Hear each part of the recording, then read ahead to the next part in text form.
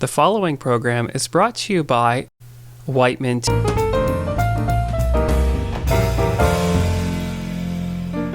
All right, everybody, welcome to the West Grey All Candidates meeting. My name is Ted Easton. I'll be your moderator for today. Thank you, everybody, for coming out, councillors, deputy mayor candidates, and mayor candidates, and as well as the public. I will be reading a few rules out here, and then we will introduce the candidates. Each candidate for councillor will be allowed 2 minutes to make an opening and closing statement.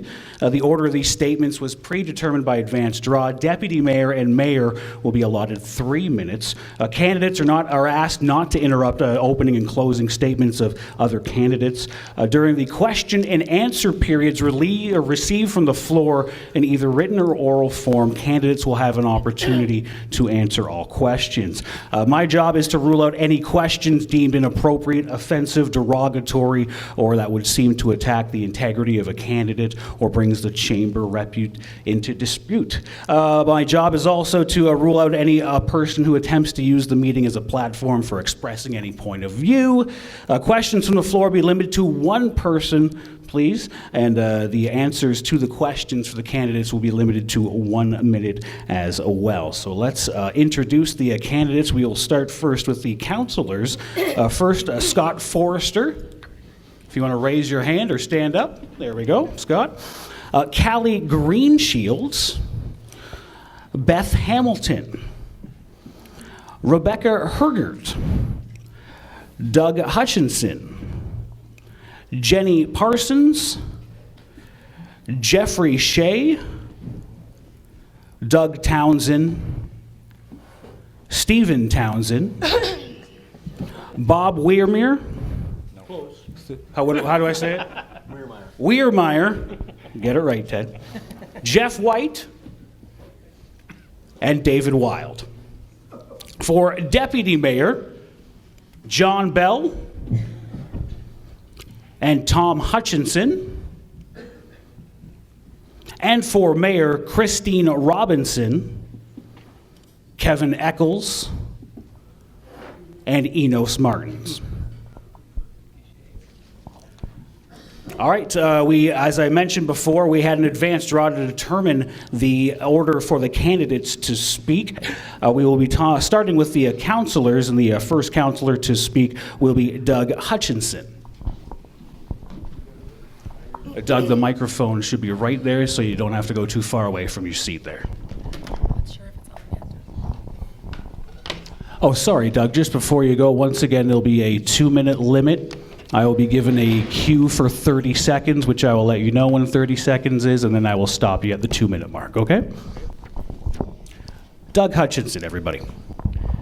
Good evening. My name is Doug Hutchinson, as has been announced, and I have been in council for 1 term now. Despite what you may hear from some of the candidates here today, I feel that the current council has done a very good job in moving West Grey forward. We continue to follow our 2020 strategic plan, which was created this term along with much public input.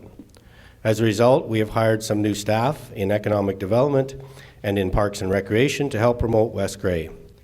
Our Director of Infrastructure is compiling a road and bridge study at present, which will help making tough decisions in this area.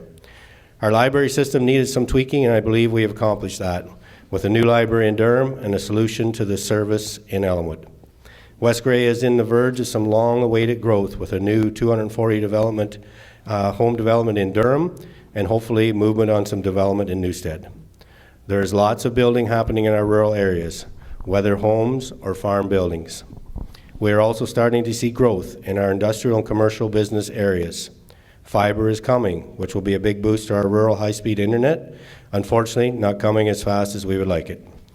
And our new provincial government just announced support for funding for additional natural gas in rural Ontario. Some exciting things there. There are areas that council can always improve on, such as communication.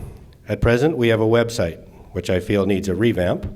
We use posters. 30 seconds. Electronic signage, email blasts, and 2 council meetings a month are televised.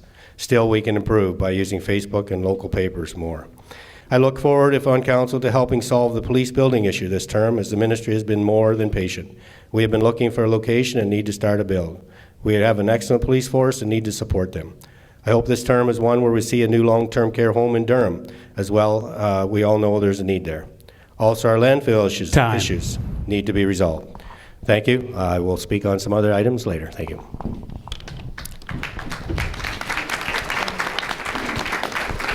Doug Hutchinson, everybody. Our next candidate to speak will be Jenny Parsons.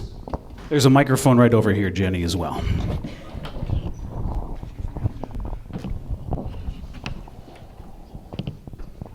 Thank you, Ted. My opening statement will be a top 10 list of bold ideas for West Grey. Number 10, let's get creative now. The future will not be like the past. Let's try something new. Number 9, let's merge Hanover with West Grey. This is not my idea, but it's a bold idea. One police force, one library service, perhaps one council. Number 8, increase tourism. Let's start boasting. We rock. Number 7, let's save for the future now. In particular, for a low volume, small scale gasifier, we're going to make our garbage into profit. 6, let's support downtowns. Let's lower the corporate taxes. 5, let's say yes to innovation. Let's support our startups.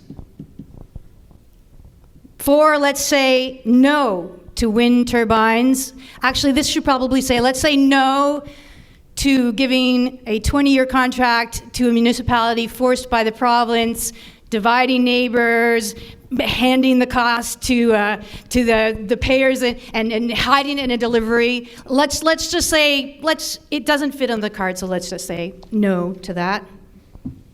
3, let's say more beds, not less. 2, respect the taxpayer, spend money on our 30 seconds. On our needs, not our wants. And the number 1 bold idea for West Grey is vote Parsons. Thank you. Jenny Parsons. Our next candidate to speak will be Doug Townsend.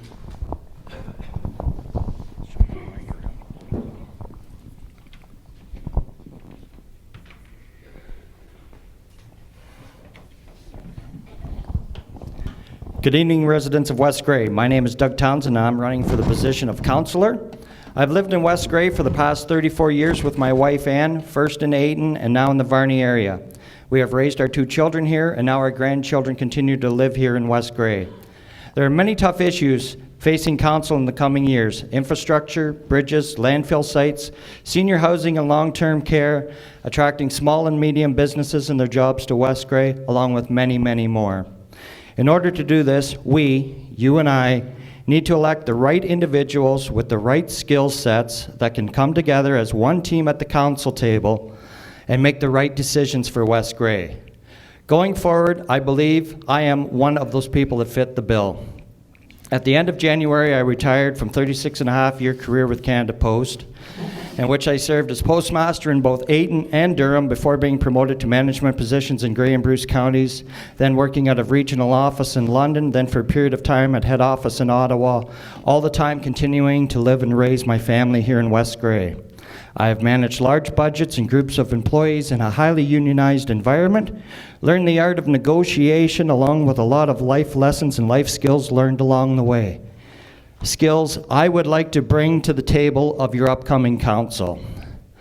Running for council is something I have always thought of doing, but due to my job taking me out of the area, I felt that I would never be able to represent the people of West Grey in the manner needed. 30 seconds. Now that I have retired, I not only have the time to dedicate to the position, but I bring those management and leadership skills along with innovative and out-of-the-box thinking ideas, something that I was rewarded for by Canada Post during my career, and now I would like the opportunity to use these skills and represent you on council. Thank you.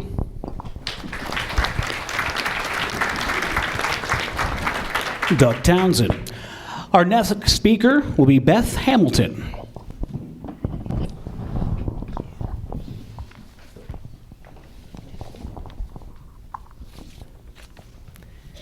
My name is Beth Hamilton. I live in the former township of Glenelg with my husband Mark. I am a music therapist with experience in long-term care and palliative care, and I'm an educator.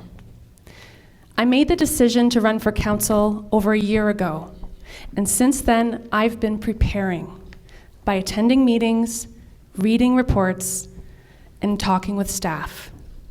I have knocked in every in-town door in Ayton and Newstead, and I'm making my way across West Grey.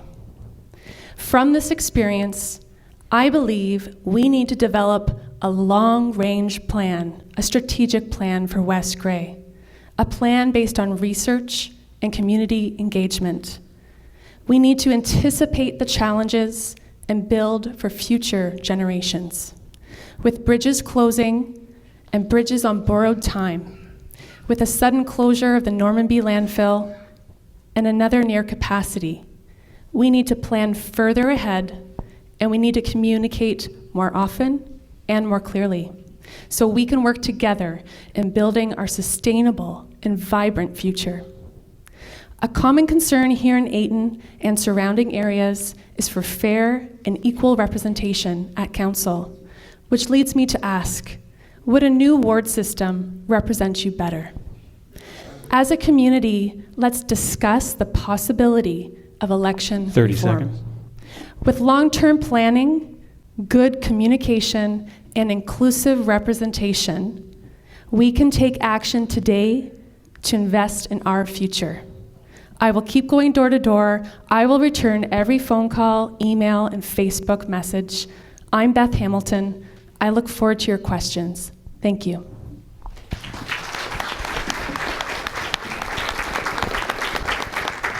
Beth Hamilton. Our next speaker will be Rebecca Hergert. Speak up. Hello, my name is Rebecca Hergert. I want to be able to speak up and represent each one of you.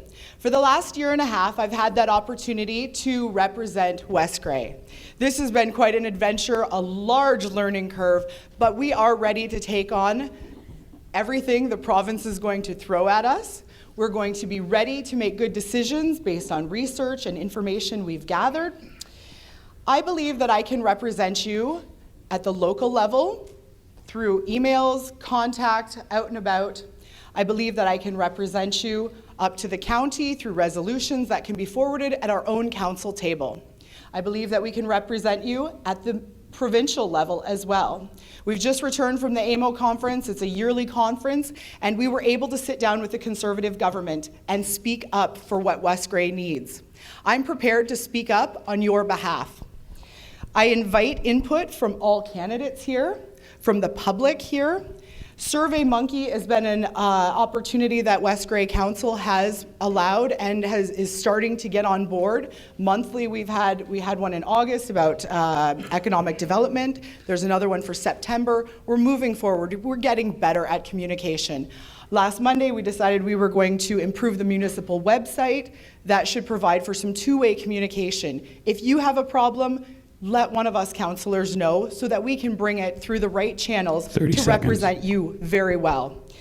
As I look forward to your vote, Vote Hergert 2018, I also look forward to good community committee representation. The only way that we're going to get everyone to be represented in West Grey is through committees as well. These committees have makeup from each and every vast corner of West Grey, and they make recommendations to council. Time. We need to hear everyone's voice. Hergert 2018.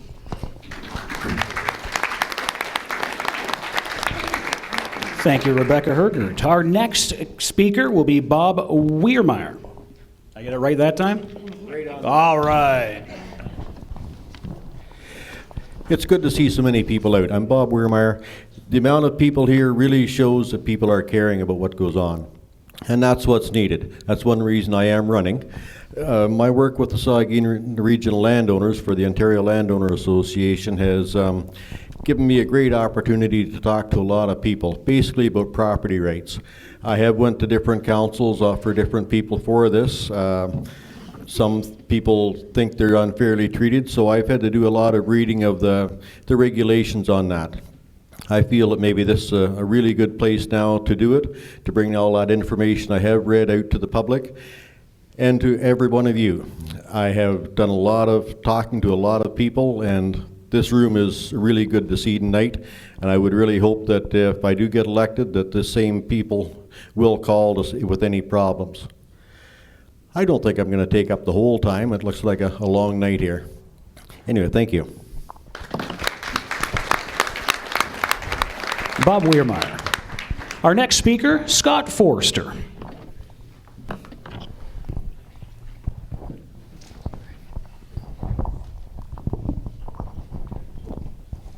All right, hi, I'm Scott Foerster.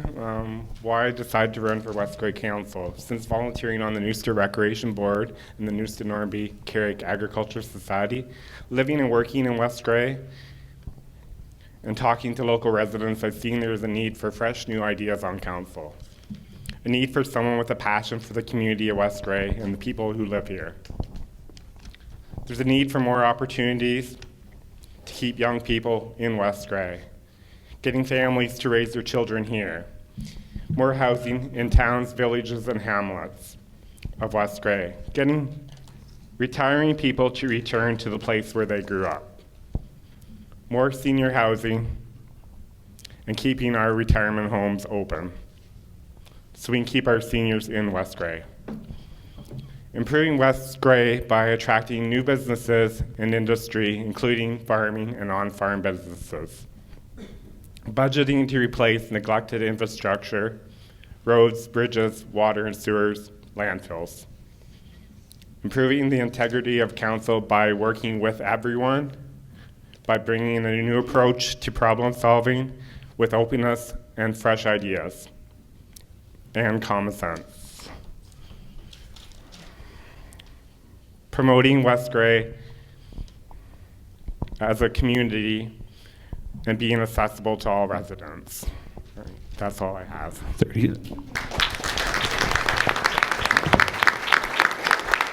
Scott Foerster. Our next candidate to speak is Jeff White.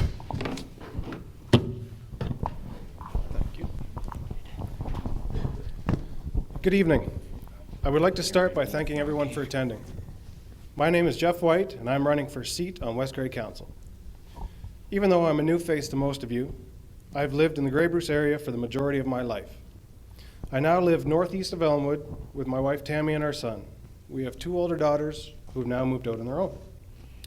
Living in West Grey has been wonderful, and I believe in giving back to your community. With my previous council experience from 2010 to 2014, I know what this position takes, from budgeting, planning, committee meetings, to being accessible and listening to the public. I believe that I have the experience that counts, experience that I will put to work for you to move West Grey forward with a common sense approach.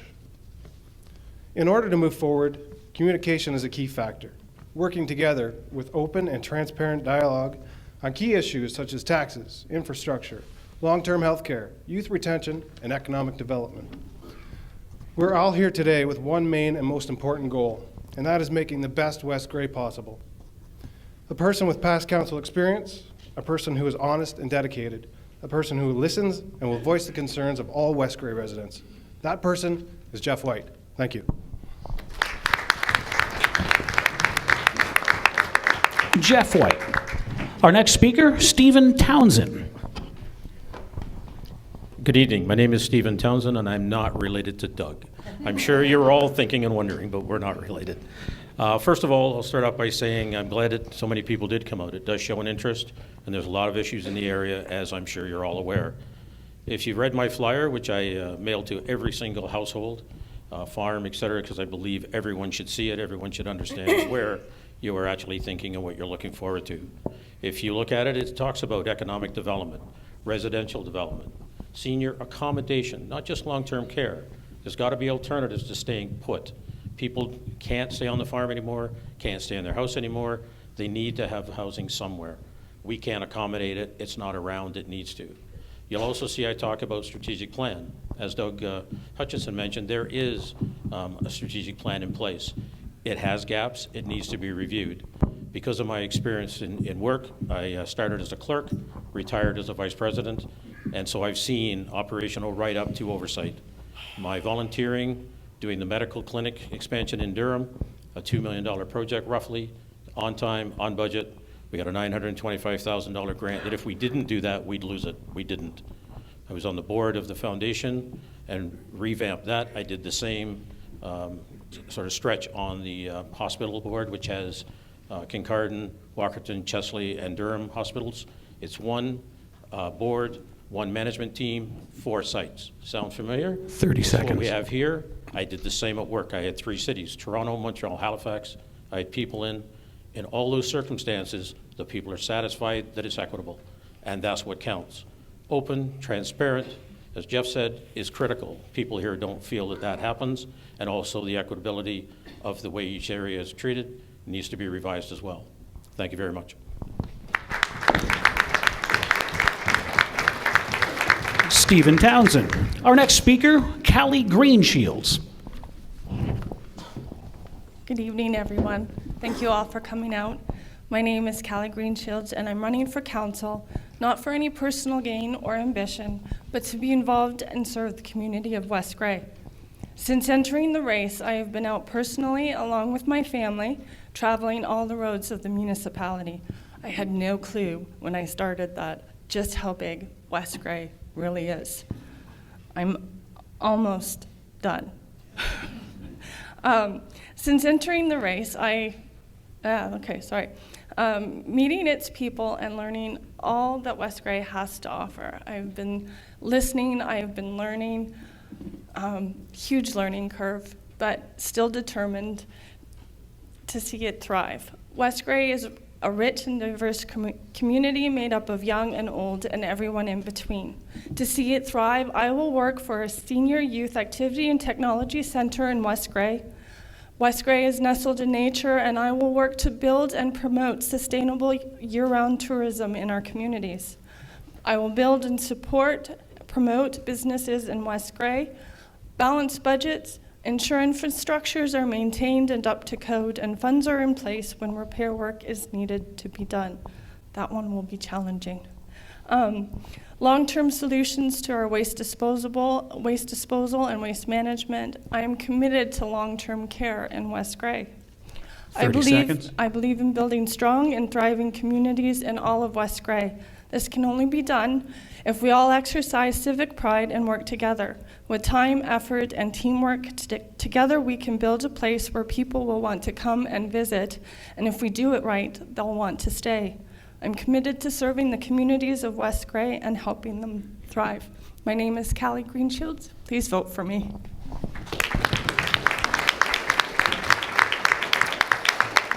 Callie Greenshields. Our next speaker, David Wilde.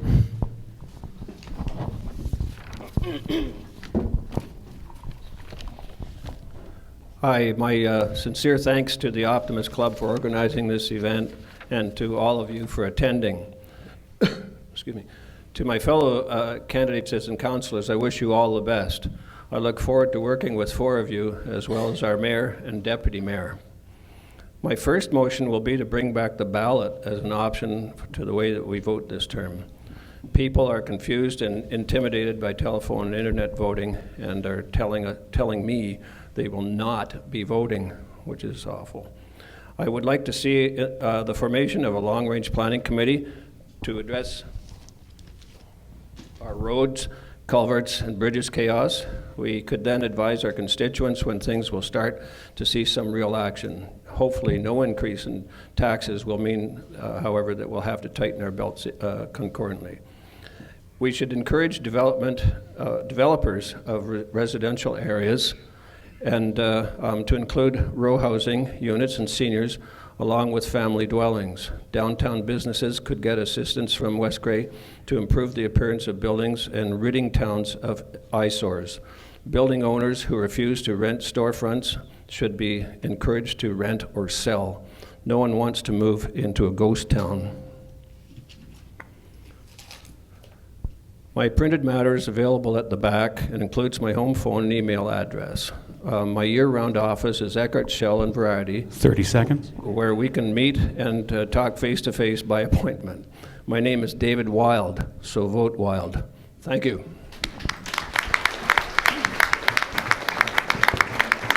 David Wilde. Our next candidate to speak, Geoffrey Shea.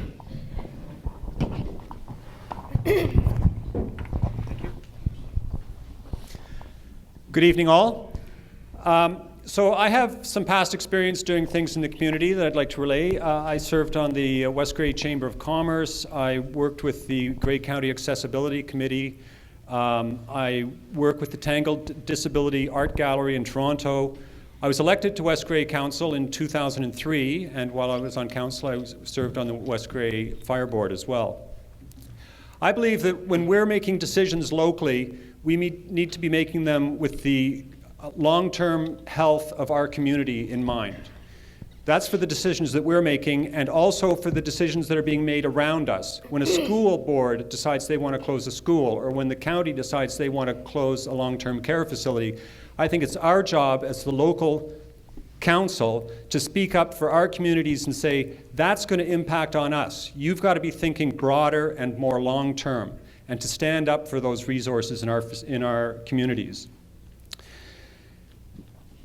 When we're trying to attract businesses to West Grey, for example, it's a very complicated, interconnected enterprise. If we want to attract businesses, then we're going to need to attract residents that are going to use the retail facilities that are growing in our towns. If we're going to attract residents, the first thing they're going to want to know is, do we have sufficient doctors here that are able to take them on as new patients? Currently, our doctor rate in West Grey is 0.55 doctors per 1,000 residents. The average is 0.99 doctors per 1,000 residents. So we're almost at half the standard levels across the province. This is an interconnected problem. We can work on that as a council, and we're going to need to do that in partnership with the other organizations that are involved in that, with the Health Foundation, with local developers, with the BIA and Chambers of Commerce. But as the West Grey Council, we can provide leadership and the overview to tackle that problem in all its complexity. Thank you very much. Geoffrey Shea. We'll now move on to Deputy Mayor. Our first speaker will be John Bell.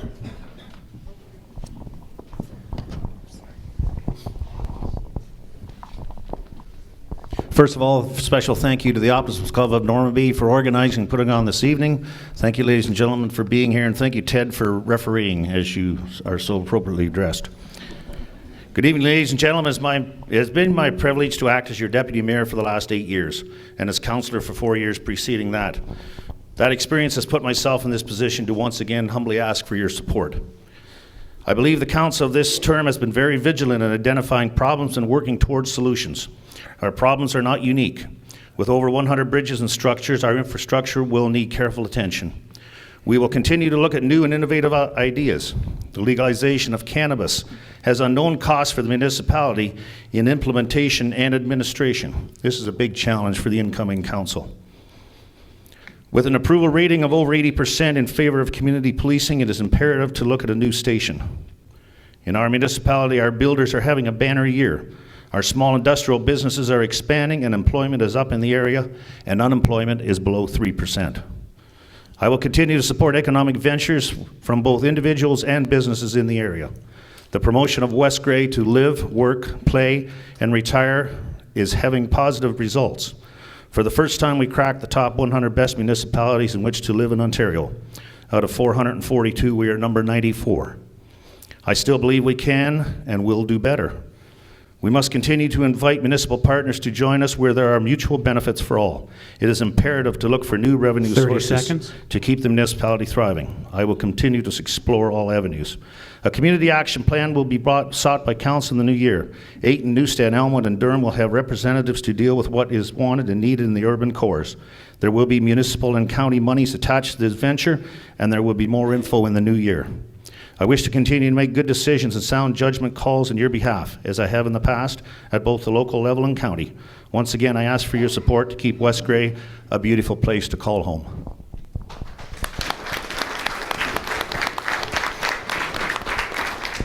John Bell. Just before we let Tom speak, I did supposed to say before John speak that we switched to 3 minutes now. If you're wondering why the deputy and the mayors get more time, it's 3 minutes for the deputy mayor and the mayors. Our next speaker, Tom Hutchinson.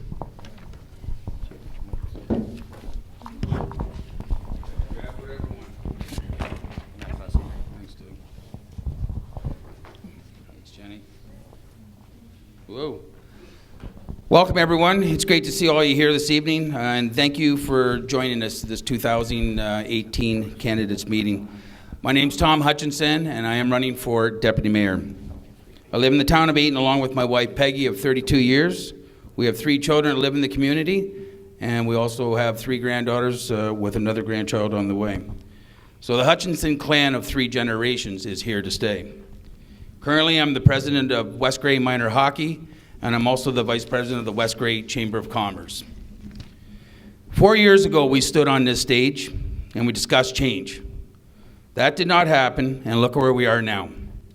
This is your chance to take back control of council. Your new council needs to work for you, not the other way around.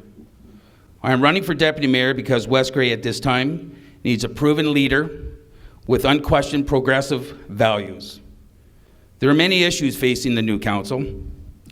Protecting our long-term care in West Grey and Grey County is top of my list. With an aging population is growing every year, we cannot afford to lose any of our long-term beds in the county.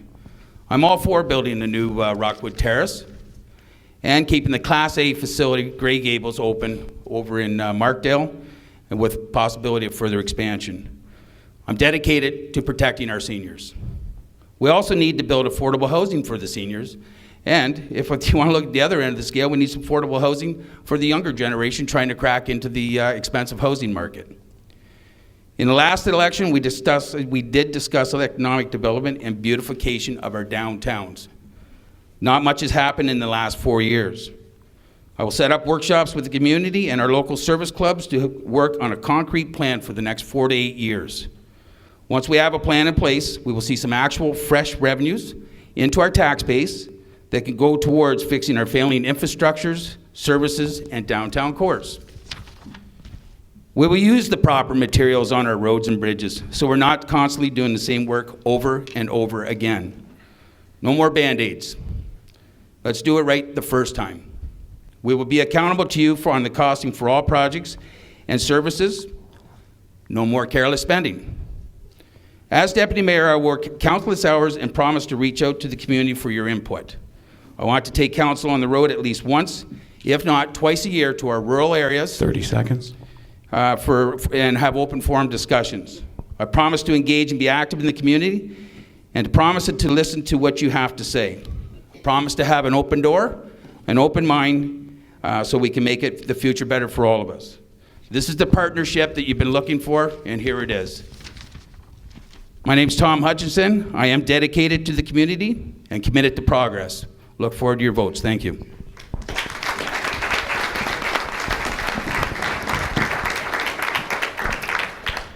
And we'll move on to the candidates for mayor. Our first speaker, Kevin Eccles.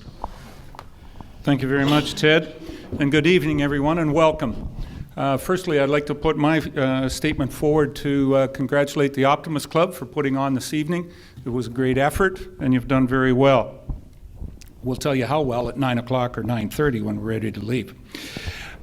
Bit of personal note about myself. Was born and raised in Grey County. I've worked and lived in Grey County, specifically West Grey as we've come to know it, all my working life. I was married to Joanne, a girl that was born in Normanby, for 36 years, and realistically, I'm looking for another 36 years with that lovely lady. We have 2 grown children, married, and 5 great grandchildren. Not, you figure that one out. My political career, I started in 2000. I ran for council, was successful for that term. 2003, I ran for deputy mayor and was successful there as well too. In 2006, with the encouragement of my family, my friends, and the constituents, I was asked to run for mayor. Having acquired some political acumen and political leadership skills, I have been privileged to hold that title and this office since that time. Having been given the privilege of working with and being the spokesperson for your team, I would like to say thank you to the residents and voters. You have been very gracious in placing individuals on a team that has given West Grey consistently high-quality service to this municipality in a highly respectful and professional manner. I'm a realist. I don't make any apologies for that personal trait. It has given me the understanding that we can't do everything for everyone. Councils have and are given the duty to make decisions for the greater good of the municipality as a whole. As mayor, I am realistically enough to see the role as making sure that the new council team sets its goals and plan, and keeping council focused and aimed at accomplishing our duties, responsibilities, and community vision for West Grey. I do, because I care for the wealth, the vitality, and the health of my community, my home, West Grey. By October 22nd, I ask for your vote for realistic leadership that cares. Thank you. Kevin Eccles. Our next speaker will be Enos Martin. Thanks for coming out tonight, everyone. It's nice to see everybody out here. I'm Enos Martin. I am running for mayor because West Grey wants change, and furthermore, it needs change. We don't need more of the same. We don't need a few more decades to patiently wait for change like the last few. This time, we don't have to vote in a status quo candidate. Honesty, transparency, and accountability are the three main issues that West Grey needs right now. Here in West Grey, we have in-camera sessions, even though no one trusts council because of the pork barrel politics going on in their twilight zone. We have a bloated bureaucracy built on hard-earned tax dollars that keeps growing by the day. We spend close to 1/3 of our municipal budget on the police force, but crime rates are crawling with grimy crime that much too often has involved the West Grey police force themselves. Citizens of West Grey need to know in depth what happened in the Eccles-Robinson backroom deal, which involved the past CAO and the current mayor of West Grey. Where there's tax dollars involved, taxpayers need to know. I'm the only mayoral candidate who wasn't involved in this deal, and the only one that does not approve of such abuse of taxpayers' dollars and trust. Eccles talks about bringing progressive economic growth to West Grey. However, his close to 20-year walk as a career politician has prevented that from happening by refusing to eliminate excessive red tape that enslaves the economic development and well-being of the municipality. To create the growth and prosperity that West Grey deserves, along with promoting job creation and preserving taxpayer protection, I am the only mayoral candidate of the three actively advocating as your agent of change to get West Grey back on track for the taxpayer. I respectfully ask for your support. Thank you.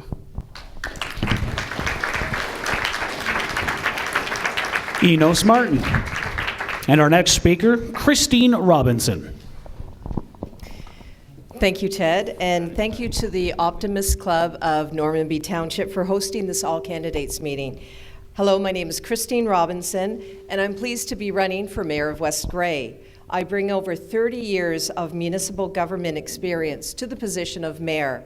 I have served on provincial appointed committees and on local government associations, improving policy development and provincial legislation as it relates to local government.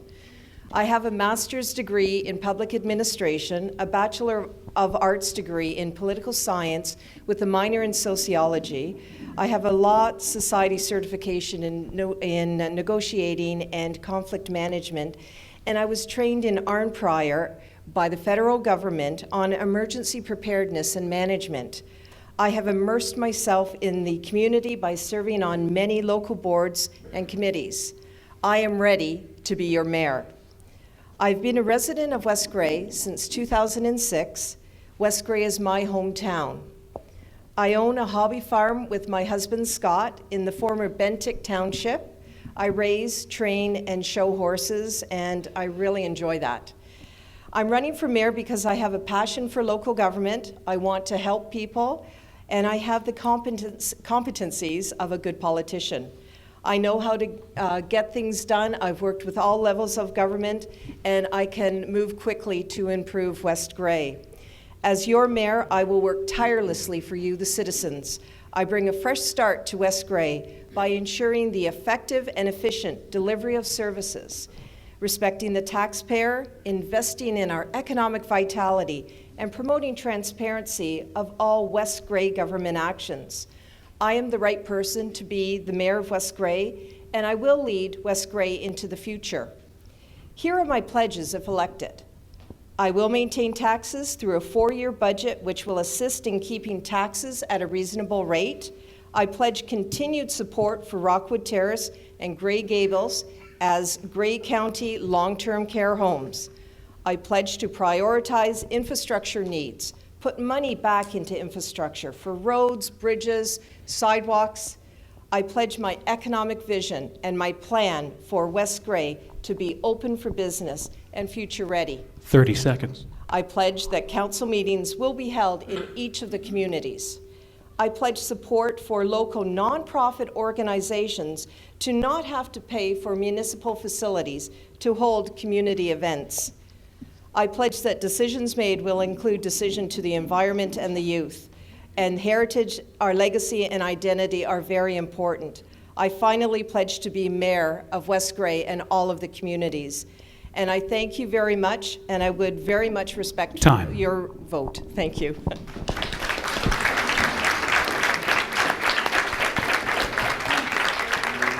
Well, there we are. There's the opening statements. We will now move to our question and answer period. If I can get the questions brought up to me in written form. If you have a question you would like to ask, we ask you to line up single file in front of the microphone. I do want to remind you that we need to keep the questions appropriate, not offensive, not derogatory. Don't be attacking integrity of the candidates or anybody else. I really appreciate that. If you want to address a question directly to a candidate, please do so.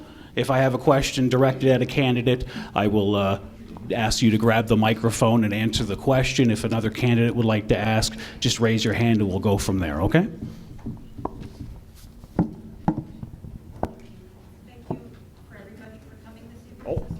Is that on? Is that better? Hey! Wonderful. Thank you very much to all the candidates for coming out this evening. Something was brought to my attention. Thank you. Something was brought to my attention the day before yesterday that caused me to pose this question.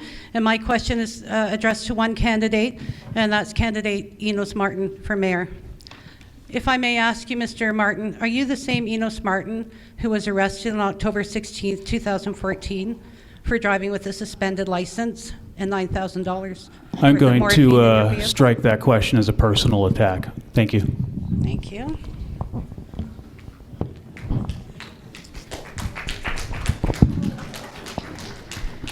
I have a question for Mr. Mayor Eccles. In your last campaign when you were running, I believe you committed yourself to having natural gas run in Easton by 2018. And I don't know if it's rumor or not, but I heard that that money went towards a bridge, a walkway bridge in Durham. And I was wondering if this is true and why we don't have natural gas. The money that, there was no money went to any infrastructure plans that was for natural gas.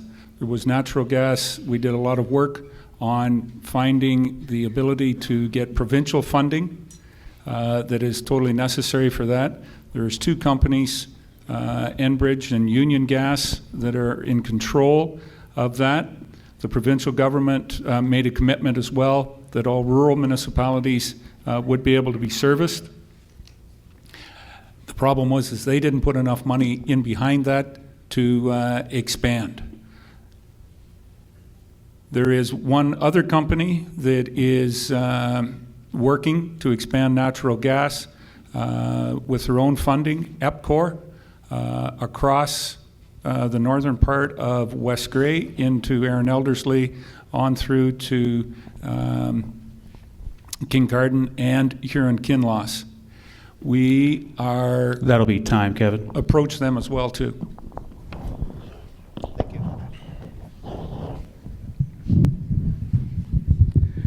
Question towards the council's in now. Policing in Easton in particular. I was broken into this year, as a lot of people were in Easton, with nothing done in the community in regards to it. And then I was attempted broken into twice again after that, all within a month span. Still, nothing was done. I was told by the police they knew who was the person in this town that was causing this problem, yet nothing was done. I'd like to know, is there going to be any changes in the police in this area?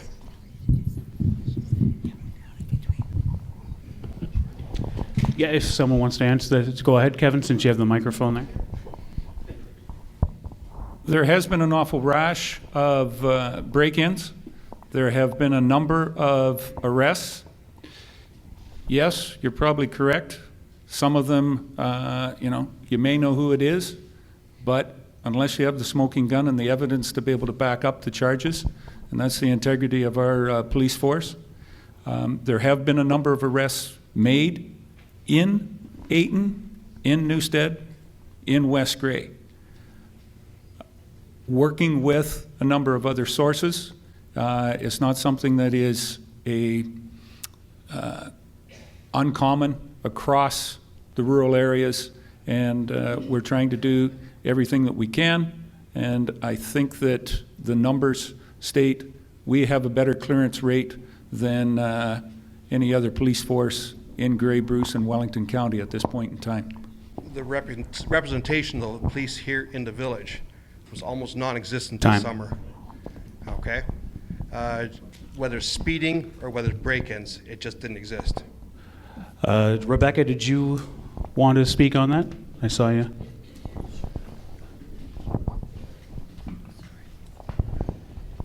Yes, so we have had difficulties in Easton. This is not new. We are not immune to crime. Here's one of West Grey's finest, just walked in. So Easton is being patrolled. Thank you very much to our police. We do know it's a problem, and we are trying to address it. There have been some specific problem areas in Easton, and I personally have called and attended. I've called the police chief, and I've attended at police board meetings. I don't get paid for those, but it's important to speak up when the residents have issues. Anybody else like to speak on that? Okay, I have a written question here. Somebody in the audience would like to know the feelings on affordable housing for low-income residents in our area. Yep, go ahead, Christine. Yeah, that's really a key question for West Grey right now. We absolutely need more affordable housing. And as mayor and the incoming council, we will look to how we are planning, where we're planning, and work with the developers and the real estate agents and financial institutions to ensure that we have affordable housing. So it should be a choice for people whether they want to live in a large, extremely large farmhouse, or whether they want to downsize to a small home, or they absolutely need affordable housing. And West Grey certainly needs to be welcoming and have all types of housing within our communities. Thanks. Anybody else? Yep.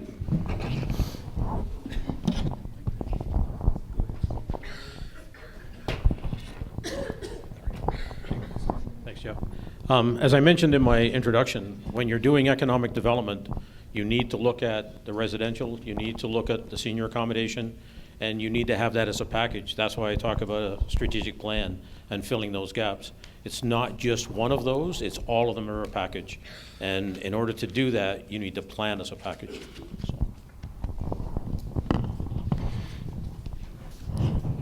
Affordable housing, if we're going to get into that, is hugely expensive. Affordable housing is not a property tax purpose. Affordable housing is an income sharing. Income sharing is from the province and from the federal government. We have a number of services through Grey County that flow through from the provincial government, from the federal government, on the ability to do that. I would caution any council municipally on using property tax dollars for income sharing. That is a recipe for disaster. We can search through the province, and we've done it. We have a number of residents, and our official plan is encouraging it. And with some of the funding that we've been able to get from the province and the feds, we have seen that already. Is it enough? Probably not. Is it ever going to be enough? Probably not.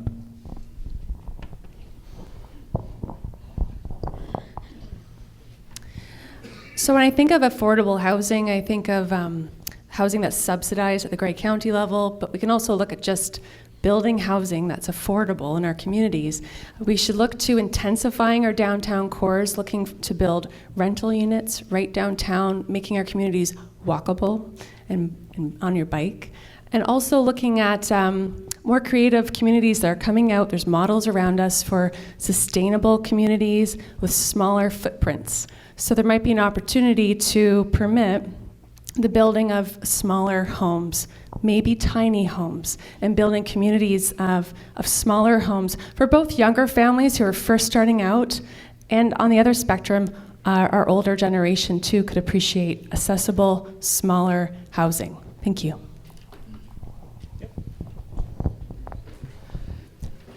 Right away, there needs to be a change to the building code for us to allow tiny homes. We have seen intensification, as Mayor Eccles has spoke to. We've talked to, or heard Grey County is changing their official plan to allow for a smaller footprint. This is coming. It's not where we're at yet. We are keeping our eye on this.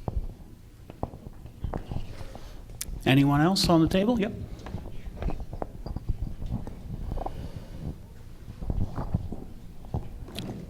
Sorry. I believe what we need to do is cut red tape and regulation, as well as quit raising taxes every year to attract investors and developers to West Grey that would invest in affordable housing.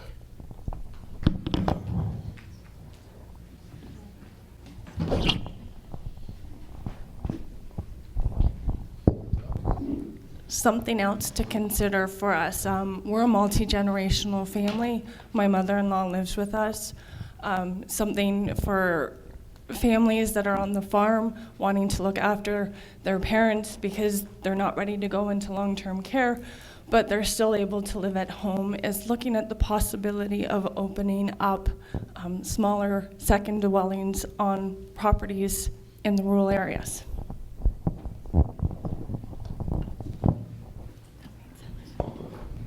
Anyone else? And just to go along with Callie's mention there, that we have done that. We've actually passed a couple of situations where people have had granny flats on their home farms or whatever. And I think it's something coming. There's always a need for low-income housing and that type of thing, and we need to work with our builders, as Mr. Trumbull is going to speak here shortly. For an example, that we need to work with our builders to accommodate that, and there's also a push from the ministry that when you build developments that you build all kinds of housing, so whether it be separate dwellings, townhouses, low income, the whole bit. So it's something that's coming, and they definitely need more of it. Thank you. All right, just before we move on to the next question on the floor, could I get somebody from the back table to come on up here? Just I have a question for the back table there. The next question, please, feel free. I believe there's a perception that there's favoritism given to Durham. Oh, this is a question for Stephen Townsend. Oh, did this go off? There we go. Really close. This is a question for Stephen Townsend. I believe there's a perception that there's a favoritism given to Durham from the municipal council over, say, Ayton, Newstead, and Elmwood. There's been some reference to it tonight in remarks and that sort of thing, and I just wonder if it's a perception. I don't know if there's any fact to it, and I wonder if you know, or you can explain it. Actually, the reason I raised it in my opening remarks is because you hear it everywhere. I'm sure when amalgamation happened, there was not a process that went through and balanced everything. So number of days that you rent in a community center, pick up for garbage, etc. Some of that has been addressed, but obviously some of it is not. And the way you know that is we heard a reference to the bridge. We've heard references to other things about where money's being spent and how each community is being treated. That's something that a procedural review, which is one of the things that I had on my flyer, is that what you do is you go through and you look at what services are provided on each side, whether it be in Ayton or Neustadt or even Durham. And what you do is you look for the obvious gaps and you close them. And that's pretty simple. It doesn't cost anything other than the work to do the review. But the satisfaction it would bring, the problems and the undercurrents that you have would bring us together as one West Grey. And I think that's something we seriously need to do, and soon. Thank you. A question from the floor? Yeah, Don Trumbull from West Grey. Question to Christine. You got great ideas and things you're going to do and everything elected as mayor. I don't understand, though. You were the CEO. You could have done most of those things as a CEO, and you didn't address them. So how are you going to be different as mayor than you would be as CEO?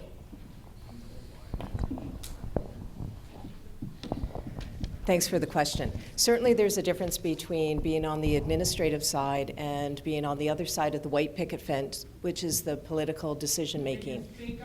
Oh, certainly. So certainly there's a difference between the administrative side, where it's a professional staff, and then on the other side of the white picket fence is the decision makers, the politicians. So within my career, when I was CAO here, I absolutely did a number of things, but it's a support position to the council of the day. One of the things that I can quickly think of is that we, for the first time, had hotspots. If you could think back, many years ago, hotspots were not in any part of West Grey, and I proposed the idea to council, and we actually got a partnership with Whiteman. And I'm hoping to this day that it is still in existence. And it was a partnership that was not a monetary exchange in any way, but we absolutely recognize them for that. And we included the library. So our libraries were hubs for free internet. So that one stands out in my mind. Time. Oh, shoot. I just want to say we got a merit award for that through an association, so we could have further conversations for sure. Thanks, Don. I just have a question here written in for Kevin Eccles. Why are taxpayers holding a $400,000 mortgage on a property in Durham where the purchaser had no down payment? The audited statement will show you that it's not a $400,000. It's been paid down. There's been a lot of talk right here amongst everybody about economic development. The municipality bought a piece of property for quite a bit less than $400,000, sold it for slightly more than $400,000. Every payment's been made on that. The company was ready to leave West Grey. They are still here with 25 jobs, and that building is paying taxes. 25 jobs that stayed. That's economic development.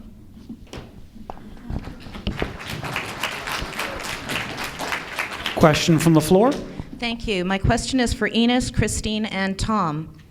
Recently on the radio, Kevin stated that he'd build a 128-bed Rockwood Terrace if he could guarantee that we would get 28 beds from the province, which, by the way, we're unwilling to ask for. But when this scenario was presented to County Council, which our mayor and our deputy mayor both stand on, and were shown the scenario that would save $1.2 million over the current plan, which would save only $700K, while keeping Grey Gables open, our representatives voted against even opening the issue to discuss at County Council.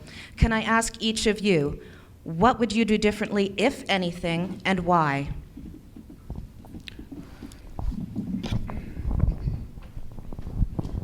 Thank you.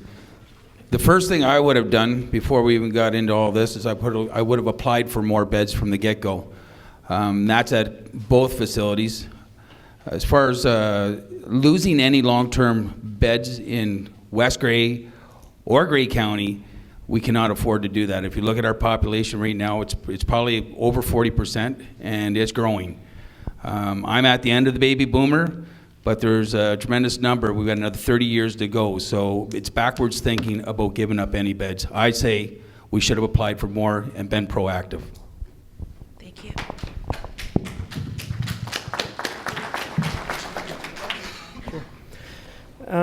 I'm in favor of keeping Grey Gables open. I think we have an aging population, and we're going to have more and more seniors as time goes on, and we're going to try to have to create more space, not less. Thank you.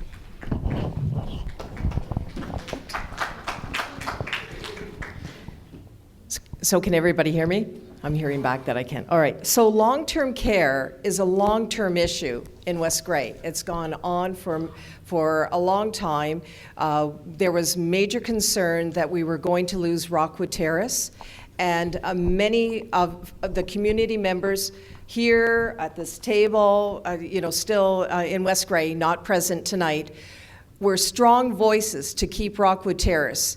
And that was a county decision where they were going to close it. And I commend each and every one of the individuals that were involved in that. But we're at a juncture right now where Grey Gables is of concern. And I want to tell people, just from a personal perspective, I've been involved in this issue from the beginning, and I wholeheartedly support that Rockwood Terrace and Grey Gables must remain as a county long-term care homes. In fact, we're going to need more homes in the very near future. So now's the time to invest in long-term care, not the time to reduce long-term care needs. 28 beds absolutely should have been applied for, and you need a fresh perspective on the people there.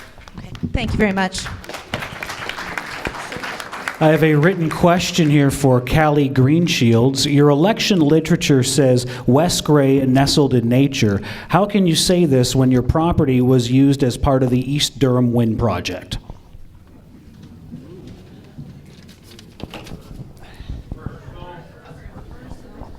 No, and I don't mind addressing it. It might take a little more than the minute allowed. We moved to the property in 2008. It's an old home. It had been fixed up. We moved in February of 2008. By the spring, water in the basement, a new sub pump, the same thing the following year, except more water, and then again the following year. This time it took out the furnace, it took out the sub pump again, and the well pump, and what led to mold and mildew growing in the basement. Not only that, we were fighting the mice. We were on a wood stove. It was great for the first 3 years, and then the insulation was gone. My cousin lives in Florida. She remarked on Facebook at one point that it's cold here in Florida, it's 4 degrees. I replied back, that's nothing, it's minus 30 here, not including the wind chill, and it's 10 degrees in our home. That's time. If you want to talk to me afterwards, I can say why we got involved in it. We did our research. We did our due diligence. The kids and I, as a homeschooling family, studied it. Thank you. Question from the floor? Since winter, once again, is soon approaching, I am wondering, why did council think it was a wise decision not to plow many of the sidewalks of snow last winter? Small children are not safe walking on the same road as large vehicles, and where is the liability issue here if one of those children gets hit having to use a road instead of a sidewalk?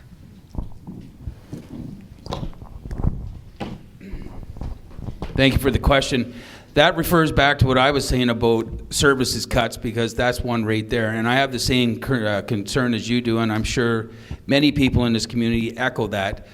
I don't understand. I've got a son that's 16. He does go to high school. Yeah, he's big enough to walk around, but he said last winter he almost got whacked by a car. So no, it's just as easy to post on the sidewalks that we assume no responsibility. Let's not plow them and make your own way around. So I echo what you're saying, and I think it's a terrible service cut. Thank you. Thank you.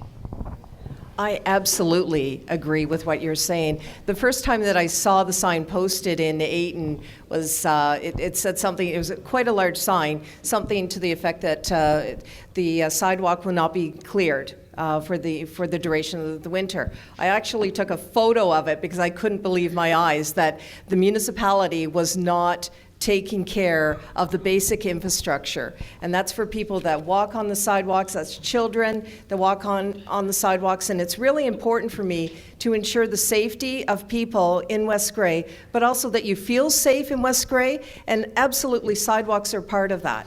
So that is, the sidewalk should be plowed. That's the basis of what I'm saying. Thank you. Jeff? So it's my understanding that we do plow the sidewalks. If what has happened in some of the urban areas in the towns, if there's two sidewalks, one on each side of the street, in the wintertime, to save costs, we plow one side of the street. It's not like we don't plow the sidewalks. We do plow the sidewalks.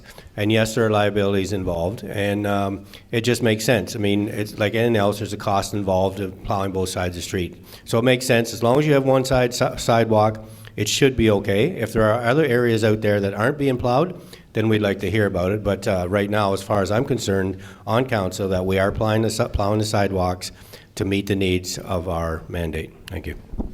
Geoffrey? Everyone I've talked to in Ayton has told me that there's problems with the sidewalks, with the plowing the snow on the streets. Referencing an earlier question about Durham getting everything, I live in Durham. We have the same problems. We've had sidewalks removed. We've had sidewalks that are just drawn on the road with paint. We have communities where there's, right near the schools, where there are constant speeders, just like by the school here in Ayton. So I think that this is one of the areas that the two communities are well balanced.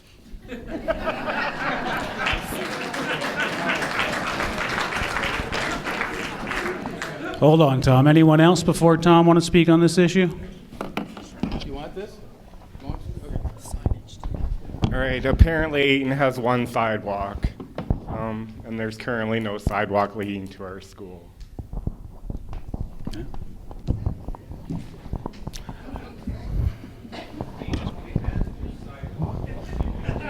Yeah. Thank you. I just want to reference, I'm not taking a run here or anything, but I know what you were saying there, Councillor Hutchinson, but I can assure you down where I live, there's only one sidewalk on one side of the road in this particular situation that I'm talking about. And I can assure you it was my son that crossed and almost got hit. There is one sidewalk, and it was posted by the municipality that there would be no winter maintenance. That's what I'm talking about here. I'm not taking a run at you, but you have to understand, I do live here. The other situation is we've got no sidewalk leading on one side of the road where we have a child. There's no option on either side that has to get to our school. So we have a lack of a sidewalk. So there's no safety there as well. Thank you. Anyone else? All right, a question written in for Scott Foerster. After the info meeting on the Normanby landfill site, what, in your opinion, is the next step for staff to take?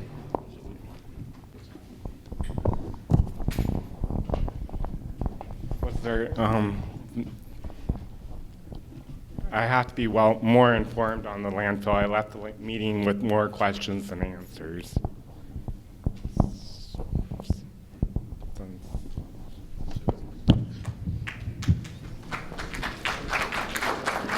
Question from the floor? I co-lead a hiking group, and today we had a hiking group who came to Durham, and we did one of the trails, and they said, "This is the neatest trail I've been on all summer." We had another group from another area about 3 weeks ago, and we took them up through the conservation park, and they said, "This is the best hiking trail, and it's beautiful through there." But those two particular trails are not joined.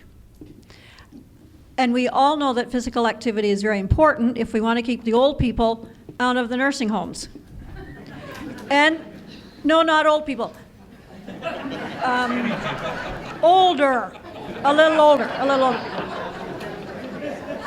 Seniors, you know. And there are lots of us around, and lots of the senior people do use the walking trails. And then our hiking trail group wanted to come to Ayton, and we were told that there really isn't a walking trail in Ayton. And is that right? That's what you're told. We've done walking in Newstead, lovely trail along the river there.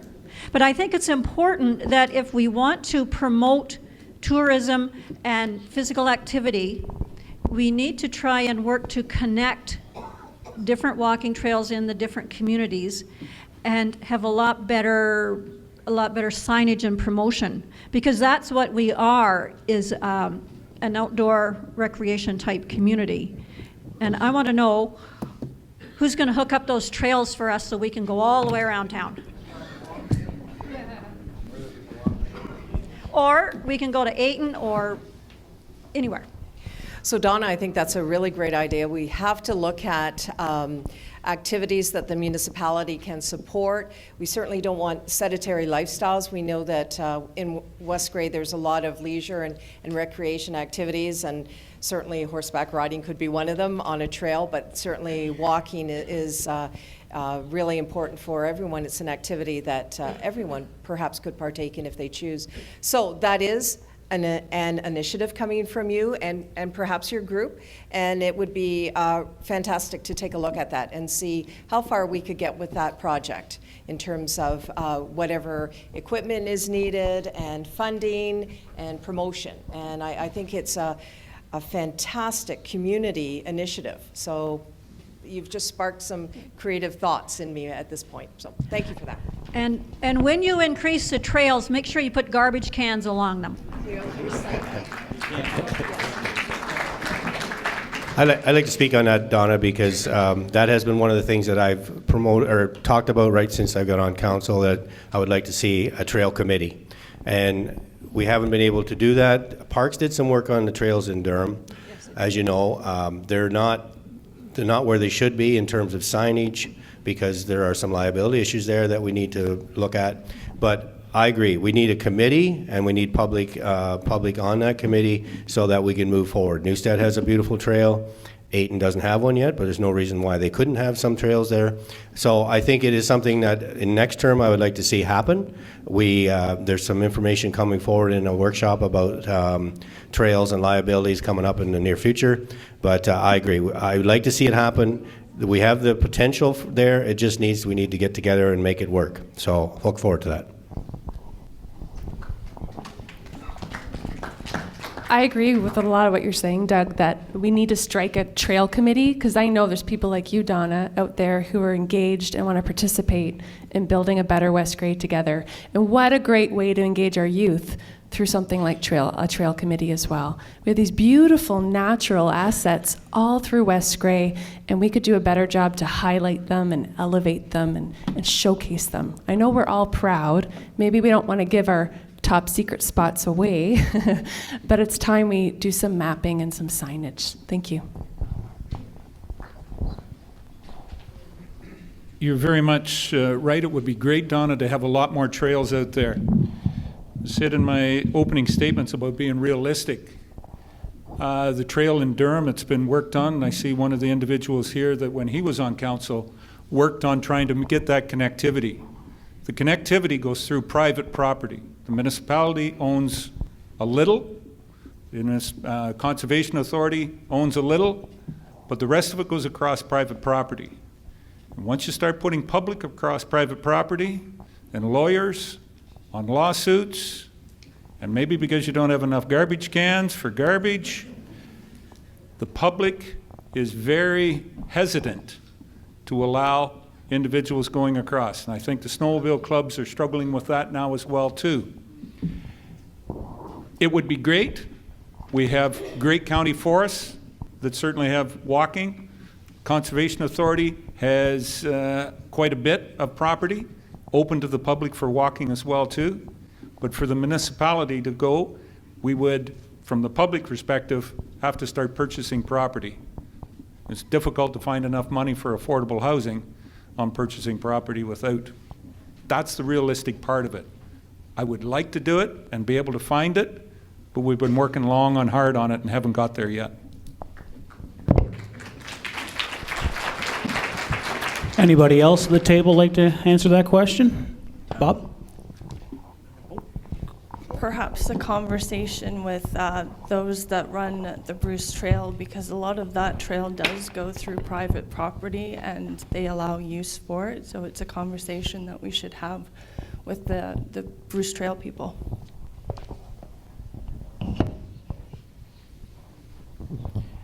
I think all the trails, the walking trails, are good. They seem to be more coming all the time, but we do have to remember there is other infrastructure that has to be done.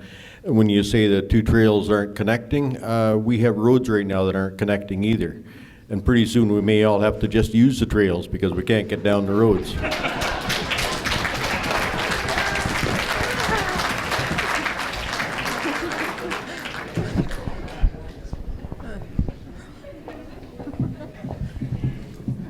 When the snow falls on the walking trails, are they cleared of snow during the winter?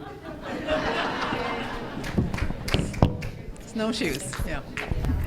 Anyone else at the table? All right, we have a written question for Bob Weirmeir. How would Grey County support keeping both Grey Gables and Rockwood Terrace, as this is a county decision and West Grey only has 2 weighed votes? Well, from what I've seen, I really think it's the council that should be advising our people that are going to Grey County Council.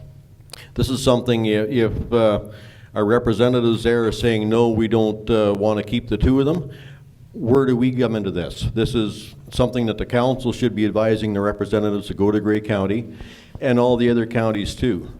Right now, the weighted votes that they have, I'm really not sure about either. It gives more perspective to Owen Sound. And Owen Sound is saying no, and that's an awful lot of percentage of the votes. I think that's another thing we have to look at. We do need Grey Gables. We do need the Rockwood Terrace. There is a plan out there to expand on them both, and it's going to save some money. I really think the councils all have to look at this. Yep. I agree with Bob to some degree. First of all, you start off with Rockwood was going to leave West Grey and Durham, and as part of the Safe Rockwood Committee, we managed to keep it here. We did it respectfully. We did it with facts, and I think that's what we need from the other side of the road. We really do need. We do need the numbers and the information that actually will convince the county that it has to change. It's not just West Grey that voted against it. There was a majority that did, and I've sat through a lot of those, and I've seen the discussions, I've seen the documents. And I know it's controversial. Again, I'll ask you to leave. I know that the information is out there, and all I want to say is that if in fact we stick to the facts, I believe Grey Gables can be saved. It will be there, but again, we have to do it the right way. That's all I'm saying, and it is possible. I also agree with Bob. The council should be directing how West Grey votes. That's the important part to the whole story. And if we don't do that, if we only have 1 or 2 people that are actually making that decision, that's a problem. And I think we need to address and be honest with each other. Let's work with them. Let's work with Grey Gables. Let's make it work. And I think you can get the business case you need. Anybody else at the table like to answer the question? When the Grey County long-term care came into place, the first swath was to close Rockwood Terrace, move the 100 beds to Grey Gables. The councillor, one of the councillors from Grey Highlands at that time, stood up and said, I understand that West Grey, Durham, this is a very hurtful thing. But to be able to get the capacity we need, to be able to deliver the service we need, we've got to put these 2 homes together. A lot more research was done. It was proposed that the 2 homes come together, no loss of beds, 166 bed new home be built in Durham called Rockwood Terrace. At that point in time, and I've said it many times before, and it seems to have got lost in the rhetoric, do not close Grey Gables. Use Grey Gables as what it was built for. We talked about affordable, rental, assisted living. what Grey Gables was built for. Don't close it, use it for some of those, what did you say, Donna?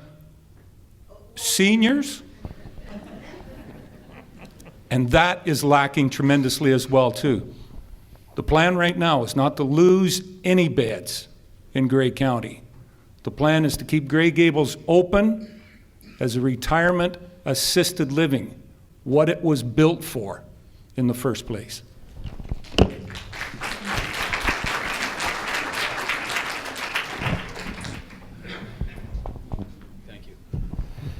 I just want to make reference to a couple of things because this long-term care terminology, it came around about 2007 and it actually became 2010 was when it became real. So none of the facilities were ever built for long-term care. The new Rockwood, yes, because that now we have a clear definition on it.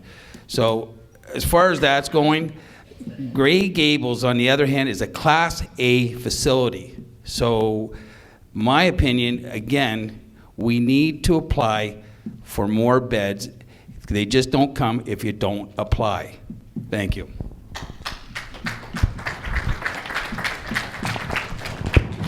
Anybody else like to answer that question? So a mayor and a deputy mayor go to Grey County, and there are, this is consistent with all other municipalities within Grey County. The mayor and deputy go to the county council. Grey Gables and Rockwood Terrace, so the long-term care issue, long-term care portfolio is a Grey County issue. But when you have a mayor and deputy at the local level that are representing all of you and people that are not here that reside in West Grey, and you have a council, you should listen to the citizens and what they're looking for in their community. And certainly that was a misstep with current representation. And I fully believe that it's the local level that provides input to the mayor and deputy and have that representation at the county.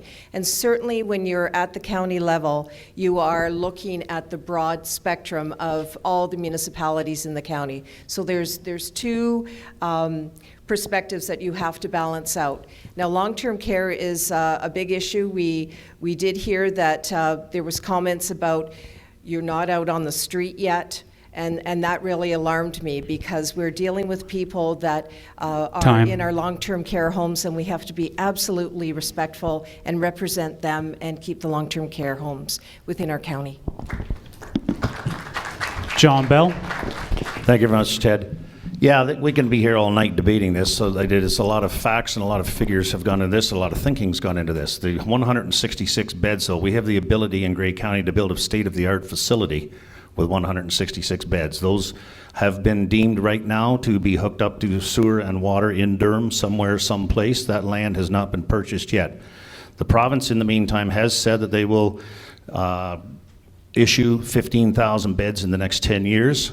What they haven't said was that they will be private or public, or if there's any funding is going to come with those beds. So that's 15,000 next 10 years and another 15,000 after that. Toronto alone has asked for 30,000 beds. We are not the only area in the province that is growing. We have 90% more beds per public than the rest of the province. So the chance of us getting more beds, we're going to have to stand in line, ladies and gentlemen, because those beds are going to go down the 401 corridor right from Ottawa right to Windsor. I'm getting the red signal. Time. We'll take a question from the floor. Great. First of all, thank you all very much for standing behind your values and putting that to work for our community. It's nerve-wracking enough asking a question. I don't envy you in the position that you're looking to acquire either, because it's not easy to balance the budget. It's not easy to decide which sidewalk gets plowed and which trail gets maintained. So today I'm here with our 10-year-old daughter, Amalia, and I didn't bring her so that we could get out early and you'd all understand, but we probably will be leaving early. But I brought her, and she inspired this question, actually. She noticed that there were an awful lot of one-time use plastic bottles in the room. So, to me, in my opinion, the landfills and the potential incinerators are the problematic result of a wasteful collective mentality that is our current 21st century reality, unfortunately. Thank you. I would like to vote for ideas that promote proactive actions versus disaster management. Who can I vote for? I want to hear what you have to say. Mr. Townsend here? Sorry, I wasn't too sure which one. One thing that came up last night at the dump meeting here, talking about Normanby and stuff, and it was a very good point that was raised by Jenny's husband, I believe, that Mr. Parsons, sorry, the other half of the team. Okay, and I was thinking of it also because I have two young grandchildren myself, is to take the program about recycling. They've got to take it to the schools, get the kids involved at that level, and teach them what needs to be recycled, how it needs to be recycled, how it needs to be cleaned, how we need to divert from the landfills, because it's their future that we're trying to save with these, by not putting the stuff into the landfills. And it's them that we need to educate, because they're going to get the education, then they're going to take it home to their mom and dads, grandparents, and whoever else, and hopefully divert a lot of stuff from the landfill. Thank you. Thank you, Amalia, for the great question. Last night was very informative. I think, yes, we have to come at the problem of our waste management from three directions. We have to talk to our kids about how to get them to educate their parents a little bit. We also have to learn how to just have less garbage. Maybe we need to create some bylaws that there are no plastic bottles in any municipal buildings. We can do that. As to disaster management, I have put a gasifier on my top 10 bold ideas because I do believe it's a future technology, and I do see it as a hopeful person that someday in 10 years it will be a green, sustainable energy option. Right now in Vienna, Austria, they have a gasifier there that takes 140,000 tons of garbage. I'm laughing because we don't have that much here. And you can heat 10,000 homes with that. And that gas right now is actually, there's no emissions. It's quite remarkable. And in 2010, they were actually awarded the closest city to sustainable waste management was given to them because of that gasifier. So let's not give up on our future yet. Our technology will be there someday soon. Thank you. That's a great question. I brought this with me. I've been using it for about 6 years. I think that industry and government are kind of playing a little bit of a con on us. They're telling us that we've got to reduce our carbon footprint, and yet they're making it harder and harder. They're wrapping things in packaging that we have no way of disposing of. They're selling us things that we don't want. They're making us commute by car instead of by rail or by bus because they're taking away the public transit lines. So we're being told that this is our fault and we've got to cut back, we've got to cut back, we've got to cut back. There's a display in the West Grey office right now that says, here's a bunch of stuff that can be recycled and some of it can't be. Can you pick out which is which? And I went through and I could and I couldn't and I wasn't sure. Tim Hortons cups are not recyclable. But every day I'm throwing stuff into the blue box and I'm thinking, can this be recycled? Maybe not. Maybe, I know milk cartons can be, but if they have the little plastic thing on them, can they? I'm throwing an envelope in. It's got a cellophane window in it. Can that be recycled? Maybe I should be on the safe side and throw it in the garbage and haul it to the landfill site, right? That doesn't sound like a solution either. So it seems to me that the producers of this packaging, the producers of this material, need to be taking responsibility for getting that stuff out of the landfill and out of the system. There are initiatives at the province to start talking about this, and we need to be applying pressure on them. Time. Great question. Thank you.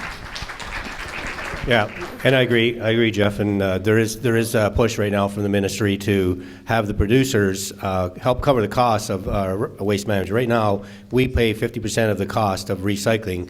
The ministry pays the other 50%. The government is saying, no, we should have the producers pay for it all because they're the ones producing it. We're the ones that end up dealing with it. So there is a push for that, and that's one way of looking after it. The problem with recycling is changing. The end producers that take the product are being more particular about what they're taking. We're sending a lot of contamination. We're getting a little complacent as people, and we don't clean the stuff out as well as we should. Therefore, if it's contaminated, then it goes into the landfill, and we pay for that. So we have to do a better job of recycling what we do. We're looking after what we do recycle, but there are changes coming. And, we'll have to look forward to that. The gasification are down the road. How we deal with our garbage, our household garbage, we don't know for sure yet. It's changing. Technology is changing. But the education thing is right. I was there years ago when it all started in education and promoting Blue Box, and that's one way to get to it for sure. Real quick, if you notice out in our entryway, there are there's refillable water stations, and we have, as a municipality, put those into the arenas because that is a great way to reduce it. Thanks so much for the question. Great question, Amalia, and thanks for coming. Youth engagement right here. I was recently at a festival in Aurelia, and it was a fully compostable festival. So they weren't even relying on recycling. And when you went to their waste stations, they were clearly marked. They had a huge bin for compost and the tiniest bin for throwing waste out, another tall bin for recycling. And every vendor there was required to provide packaging that would break down and be compostable. It's so successful at this festival, Aurelia is looking to them for their best practices and is modifying and learning from this festival. So we've got lots of models out there to learn from. We have that personal responsibility of just buying less one-time use plastic.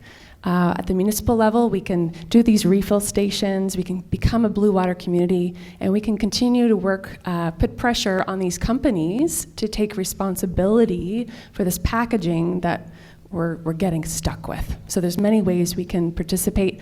I'd love to see a waste committee. I would love that. Community engagement. Time. Thank you. Last night at the dump meeting, Miss Mary Lou Paffer brought up the idea about educating the public. Hopefully somebody like Mary Lou Paffer would step forward and run a program like that.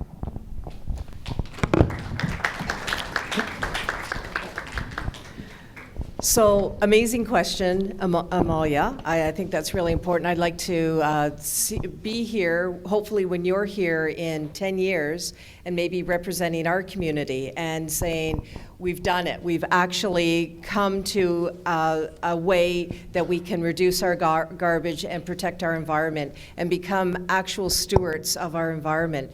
So I've been talking around to some experts in the community about waste management, and I really think we need to go big picture. This is a discussion for the community and the incoming council and the experts out there, but go big picture and then just bring in phases of where we need to get to, but make it to a point where people understand why they are recycling and they're reducing their garbage and that making a big commitment to it. But if we do the small steps first and become absolutely rewarded in what we're doing, because the reward is the environment, then we can push further and go for greater steps. Like maybe zero waste. You know, how wonderful would that be? Time. I just remember my grandma used to recycle everything and I never saw much garbage. Time. So. Kevin? Thank you. One thing that is really being pushed at the present moment throughout Ontario, done very, very well in Alberta. We've got the water bottles. I see there's a couple of other drink bottles up here. 98% of Ontario's beer bottles get recycled because they've got a 10-cent deposit on them. It's being pushed back to the manufacturers. We'll probably end up paying for it, but the water bottles won't be at the side of the road. They'll be back up and recycled and reused if there was a 5 cent. That's got to be from more of a province-wide But that's one of the biggest pushes that we've got to start putting forward. Bob? Yes, I don't usually have water bottles, but my coffee wasn't big enough tonight. Yeah, I have the unique experience of driving a garbage truck for about 10 years, and as far as teaching the public, you are very correct. Most of the stuff in the bags should be recycled. We do need to teach more. We do need to save more ourselves. The dumps are a big issue, as people heard here last night. There's got to be more things done to try and save what we got. Kevin, as far as the water bottles go, out in Alberta they have a deposit on just about every drinking container there is. Milk, water, juice, the whole shebang. It is a great idea. David? When I used to work for Ontario Hydro for 6 summers in between schooling, Bachelor of Science and DDS, I might add. I didn't put my background in there before. Anyways, we used a thermos, and what happened to thermoses? My bottle is still unopened. When did we all have to have so much water during the day? How come if we do have to have water, then we carry a thermos around instead of going through this material and tossing it on the side of the road? I'd just like to have somebody from the audience answer that. Anybody else like to answer the question? Callie? I was just going to echo what... Guys,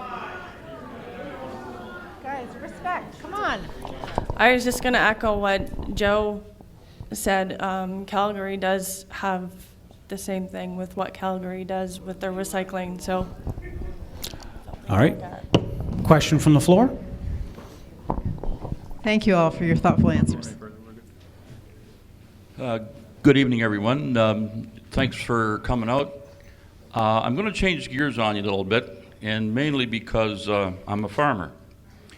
And there's something called the agricultural tax rate, which is at 25%. This rate can be lowered. The max is 25, it can be lowered. And in Ontario right now, it ranges anywhere from 18 to 25%. So I would like to know from you people where you stand on the 25% agricultural rate.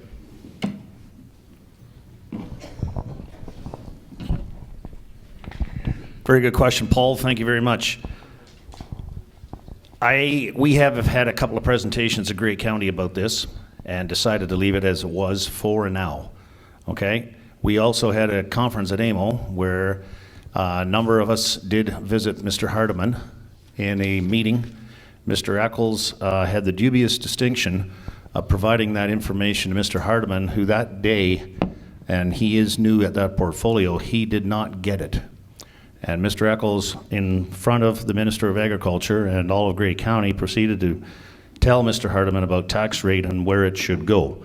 I believe it needs to be driven by the province, although some counties have taken it upon themselves to do that. The problem with the whole thing, and I'm going to let Kevin's going to want to speak here, but the problem with the whole thing, it has to be made up somewhere else.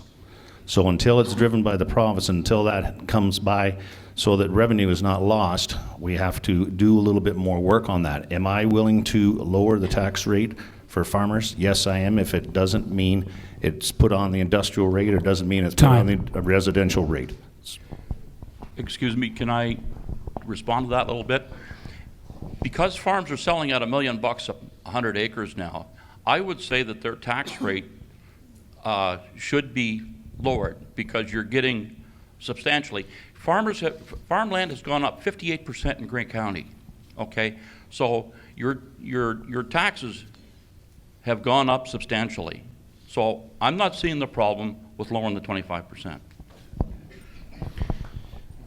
Tax rates are a very complex issue because if your assessment goes up, let's use residential housing.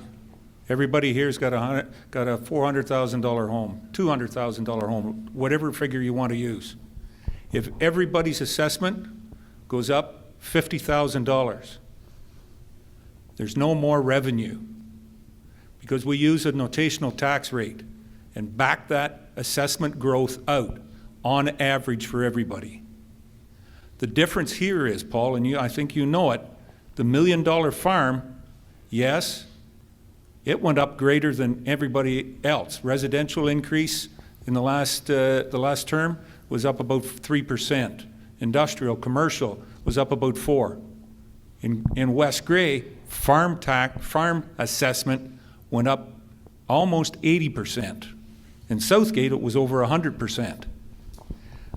By dropping the rate, you're going to have to pick it up some other place in the pie. That, to me, is not the solution. The solution is ask the province to drop, if they want to keep a short food or a low price food, drop the education rate to farmers. Bob? I do agree that the rate should be dropped. I have heard why we can't. I think it should be the councils of all the municipalities around that take it to the province and say this has to be done. One other big problem that people haven't heard about is when your impact does assess this, they are using the fact that the buildings that you have there, if something happened to them, you would replace them. They are using the replacement cost to do the assessments on your farms. This is going to be major for the price that you're paying through impact. That really has to be addressed.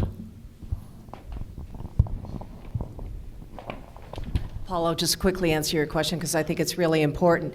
So I was at an OFA meeting where there was representatives from the county there listening to the concerns of the member association members, the farmers of West Grey. And they talked about different impacts, negative impacts and some hardships. And what I was concerned with was, because Grey County does set that rate, would there be an opportunity for County Council not to put the rate at the maximum? That unfortunately did not happen, but I absolutely listened to what the farmers say and the farmer representatives, and I would agree that the rate should be lower, and I think that's really important. I obviously need to learn more about this information from specifically from farmers, but that's my position at this point. Am I allowed another question? Just one question per, One question, okay, thank you. I think the question is a very important one, and I think farmers have been overtaxed and overregulated for far too long, and it's time to bring relief to them.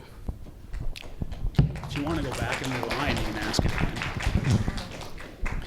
I think if your taxes went up more than my taxes, that's not fair, and that the farmers' tax rates should therefore go down. If your tax rate went up the same percentage as my tax rate, then I'd say that's fair.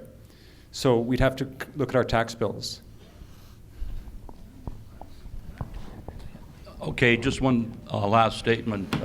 If you ate today, thank a farmer. I got a written question here. This is for the current and incoming new council. What progress is being made with the bridge east of County Road 3? I'm going to say the Kennedy Bridge is what they're talking about. Rebecca?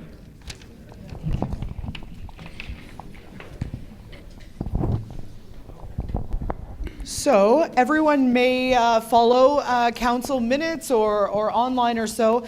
We have undertaken the first of 3 bridge rationalization studies.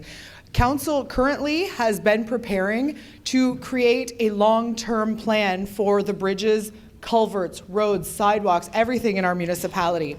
This is something that needs to be assessed with data, which we have done. We have already spent money, taxpayer money, to get these assessments done. The first one for Bentic has been completed. We look forward to Glenelg as well as Normanby, and this will shape which projects we take on first. Based on need, based on budgets. This is a priority for myself. I hope it is a priority for everyone that is applying to be on council. We have a lot of bridges. We have over 100 bridges, and we will have very objective information from a consultant telling us which bridge first, which bridge second, which bridge third, and we need to budget accordingly. Time. Question from the floor? Well, I guess my question kind of just follows along with that. I don't have a big thought-provoking question. We're farmers. We live in Normanby Township, and I'm just really tired of the roads that we live on. And I've seen in other townships, like Bentic especially, over the years, they've tar chipped a lot of their back roads. Ours, all we're asking for is a little tar chip on our roads, and some of the roads don't even need much work to do it. And yet, I see them spending all this money on constantly grading the roads, hauling all the gravel, putting the calcium down. And to me, it all just seems like, why not take that money and put it into tar chipping some roads so that when you drive down the road in the spring, you don't get stuck in the middle of the road. These are supposed to be our roads that we live on. I know a lot of the town people, they don't care, but we have to live on these roads.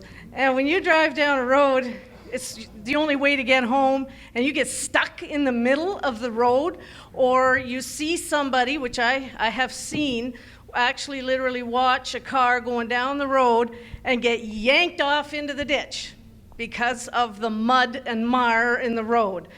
It's sad, and I just want to know who here really has even given that any kind of consideration besides, because I don't want to hear anymore about how we don't have money. Because I know you got money, because you want to spend it everywhere else, but you don't want to spend it on us. So I would like to hear something. Christine? So that is incredibly important. I've got some notes here because our infrastructure needs maintenance, modern upgrades, and replacement projects in place that are required and on a timely basis in all of West Grey. So that includes roads, bridges, sidewalks, and that's exactly where we need to put the money. It's one of the core services of the municipality. So a core service is maintaining our roads and bridges and sidewalks. So that is something that we have to come back to basics and start paying attention to.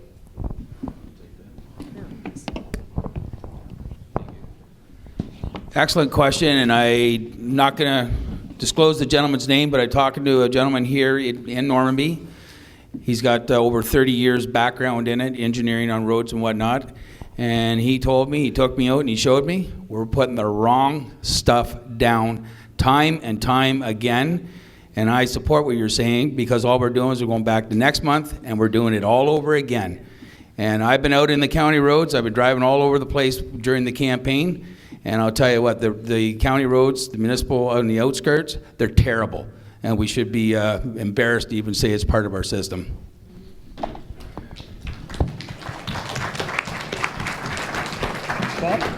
Bob?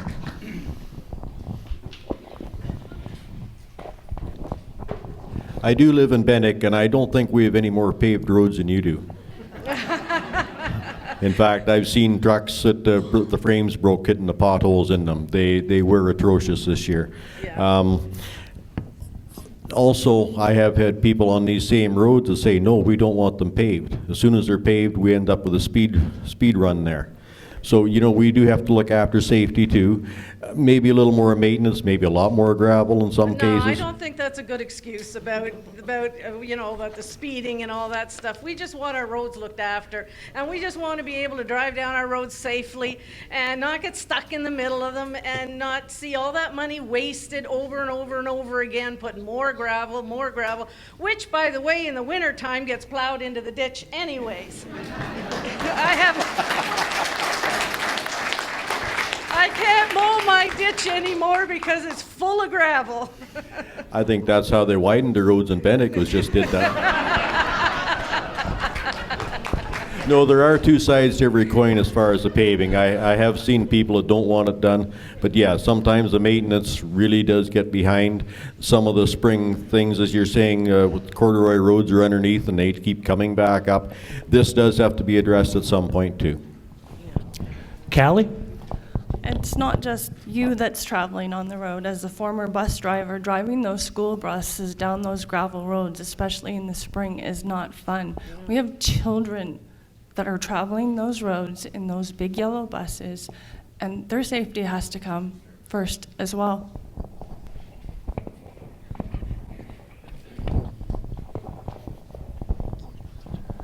I'm not a road engineer, but I'll just speak to some of the things that we have talked about at this term in council. We have a new director of infrastructure, and one of the first things that he did when he came into his role was to do a traffic study on the roads. So we have data in terms of how much traffic is in all the roads. So that's when we, moving forward in the next council, whoever's here, they can use that data to look at what's the most traveled roads, what kind of surface should be on that road, whether it's pavement, whether it's tar and chip, or whether it's gravel. The other thing that's happening with, this spring wasn't a tough year in terms of our roads, we know that, because of the weather that we had. But one of the things that we have done in West Grey, and I think is a good thing, is that they have put rollers on the back of the graders. So after they grade the road, the roller will automatically pack that gravel down, because you're right, in the past, you know, they would put the gravel down, and then in the wintertime they'd a lot of that gravel end up in the ditch. Time. So that's some of the things that we worked on.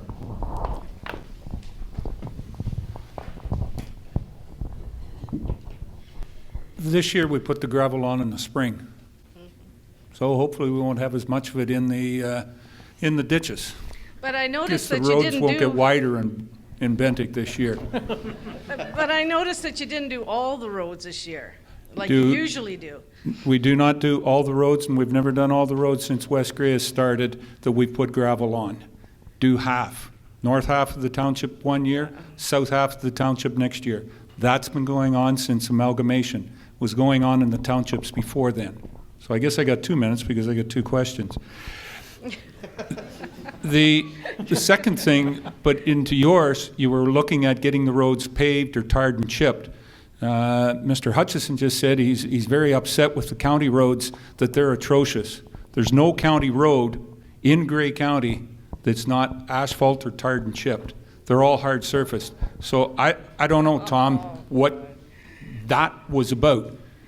It does cost, on a yearly basis, about $200 more to do a tar and chip road, to maintain and project to go forward, than it does a gravel road. Just the costing. Fixing the potholes with cold mix, and planning on putting the maintenance down on it every 7 years on a tar and chip road. $200 a year more than it is a gravel road. Proven numbers. But I just figure, you know, we pay our taxes too. I'm gonna ask Yeah. you to move aside. Thank you. Question from the floor? Yes, thank you very much. I would like to bring it back to about transparency. There's been a lot of talk about transparency and not having that information out to the public, especially about budget and how money is spent. In 16 years that I've been in this area, that all I've heard is rumor. Trying to find out information is have to go to West Grey to try to find out information from the municipality. I'm not able to do that. I've asked questions, I've viewed their website, and what I like to ask here is, how do we know how the money is spent? How do we know how it's budgeted? We have West Grey citizens that are working during the daytime.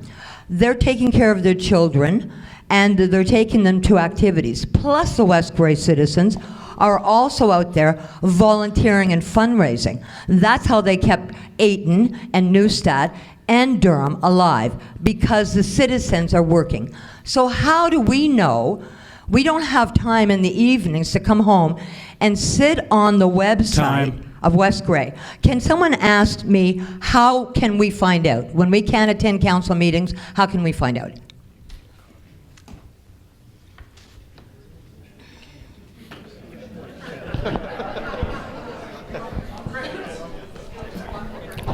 Kevin? How much information do you want?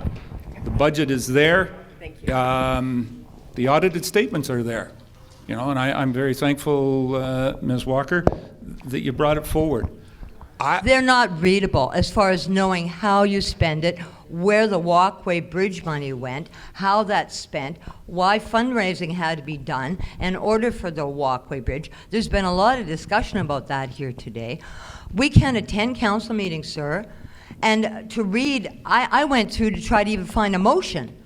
And it's 150 pages in your council meeting minutes, and a lot of them are about the spending of the different councillors, their mileage, all of their payments, attending meetings. But as far as the breakdown of the accounting so that it's transparent for the citizens, I've never been able to find it out, and I've been living there for 16 years.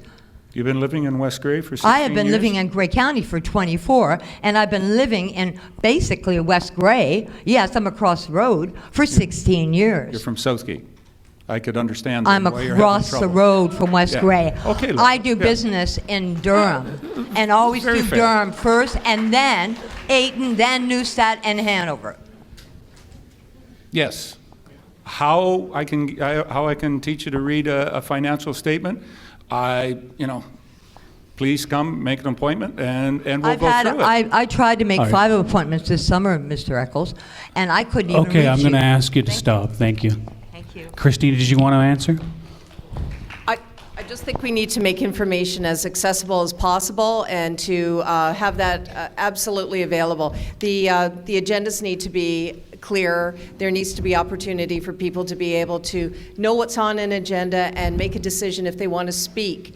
And a delegation is kind of it's a very restrictive approach, so I'd be looking at an opportunity to fix the way the agendas are set out and how information is distributed to the community, so you know exactly what's going on in the community and what the decisions of council are, especially on planning, committee of adjustment issues. It's all by the pin of the legal name, but not on the street name, in effect. So we need to bring that a little more forward so that people are completely aware of what the activity that's going on with their council.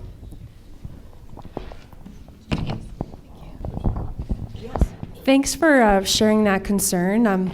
I know in doing my research and preparing for tonight, I had trouble finding the information on the website too. Carrie was always great to reply to any questions, so I appreciate that. But I do think we can do a better job of pulling out those reports from those 150-page agendas. Let's pull them out and make them really clearly visible on the website. Let's have a public budget meeting for everyone to weigh in as the budget is in process. And let's have more frequent budget updates. And I'd like to see more simple infographics on a 1 or 2 page form that we can all read easily from year to year. And perhaps we have an auditing committee, so a committee of everyday residents, a report card of how we're progressing from year to year. Thank you.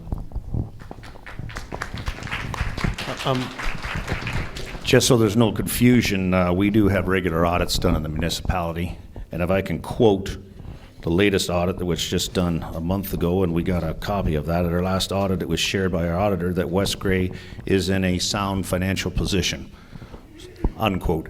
So before there's any confusion that says that there's money's missing or the budgeted items aren't there, all the budgets are available to anyone who comes in and asks for them.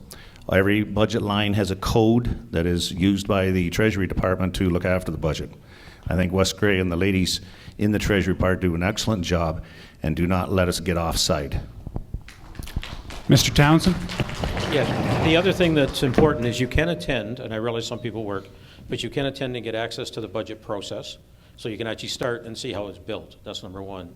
Number two is I do believe there should be a summary, if you will, of the budget by, I'm going to call it high level. And I don't know if that's online. I haven't been able to find it yet. But I do believe that if you had something like road maintenance, or you had something on building maintenance, or whatever, at those kind of levels, and if you want to drive down to the level of understanding the accounting, you can. Not everybody can deal with accounting statements.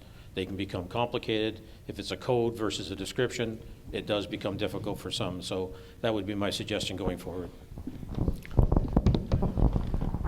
I think Laura raised a very good point, and I think Beth really hit the nail on the head there, that if we want to have transparency, and a lot of people here have spoken about transparency, we're going to have to make effort. Transparency isn't an easy thing to do.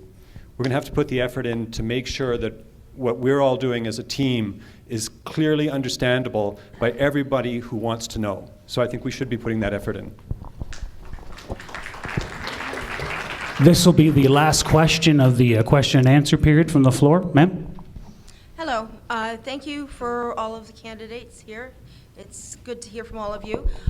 West Grey, when it comes to economic development and youth retention, has one important disadvantage to a lot of the neighboring communities, and that is reliable, high-speed internet.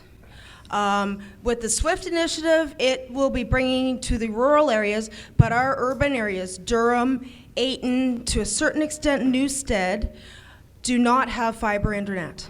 Hanover, Walkerton, Mount Forest, they all have high-speed internet, and businesses nowadays, anything in IT or anything that would possibly be doing work for the Bruce development and anything like that needs that internet capability.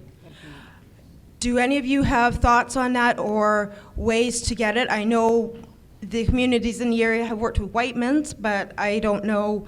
Like even in Durham, we're limited to DSL.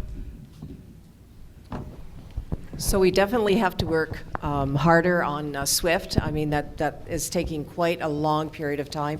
Fiber optics, high-speed internet is really important. We have an imbalance of access in West Grey, and I was speaking with a citizen who does not have the ability to give her son Netflix. And I know that's a little different than homework, but no Netflix for this young person, yet his friends on the next concession over have that access. So I would like to make an equal access for internet and fiber optics. So that is absolutely an infrastructure issue that I would address. We can't even do that reliably in Durham. Okay. Yeah. Okay. Not good. Kevin? Couldn't agree with you more. And maybe Adam is at the, Adam doesn't want to. He works for Whitemans. He's sitting back there recording this evening. Maybe he wants to ask why Whitemans. CRTC has, it's in private hands. As much as we look and persuade, the Whiteman cable, been on to Whiteman's quite a bit. That Whiteman cable that serves Hanover comes right through Newstead. Why? What? Whiteman's at this point in time, there's some that are, there's some that aren't. How the private sector is doing it, and again, I go back to the idea that the property tax gets back into that. It's got to be a big fight with the province to be able to get this in. SWIFT, the initiative is coming. They started work on the first project a couple of weeks ago, and down near Chatham. Grey County has been in the lead. The lead person there was the IT director before we went on to SWIFT. So we are getting close, but it's an awful uphill battle with the private sector to be able to make it available to everybody.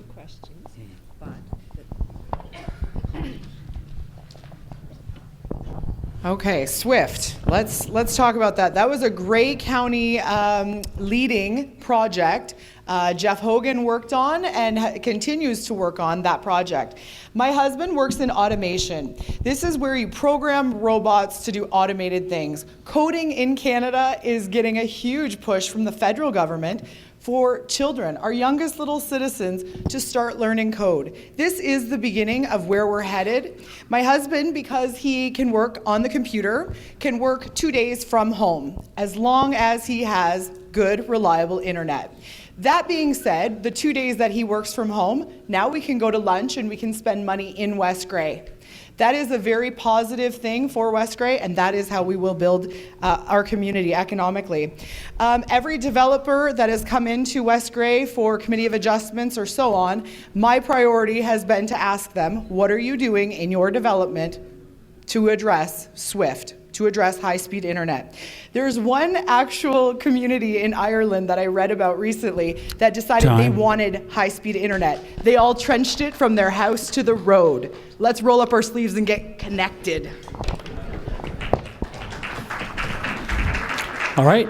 Thank you. If you do have a question that we didn't get to tonight because of time constraints, you will have an opportunity to talk to the councillors and the deputy mayors and all those people separately afterwards. We are going to go on to our closing statements. Again, each candidate for councillors will have 2 minutes, and the deputy mayor and mayor will have 3. So we will start from the bottom. Christine Robinson. Sorry, the bottom of the list before. My apologies. Reverse order, thank you. That's a better statement. Okay. Thank you all for coming. Thank you to the Normanby Optimist Club for hosting this. It has been a wonderful evening. West Grey is a wonderful place to live. The model nestled in nature is accurate. It's a great description of the beauty and attractiveness of West Grey. West Grey, however, needs a fresh start to its local government and its council. My name's Christine Robinson, and I am that fresh start that's needed as mayor on council. I bring confidence, trust, and integrity to the position of mayor. I bring leadership to council, and that will benefit all of West Grey. I will represent all of the people and all of the local identities that make up our wonderful communities. I will make decisions that make sense by using data, research, and citizen input. And I'm speaking as an I right now because I'm campaigning as a candidate. So I just make it clear that when you're on council, it is a absolute council government body decision. However, I will continue. I have what it takes, and I am the right person to be mayor of West Grey. I will listen to you, the taxpayers, and together we can make change for West Grey for the better.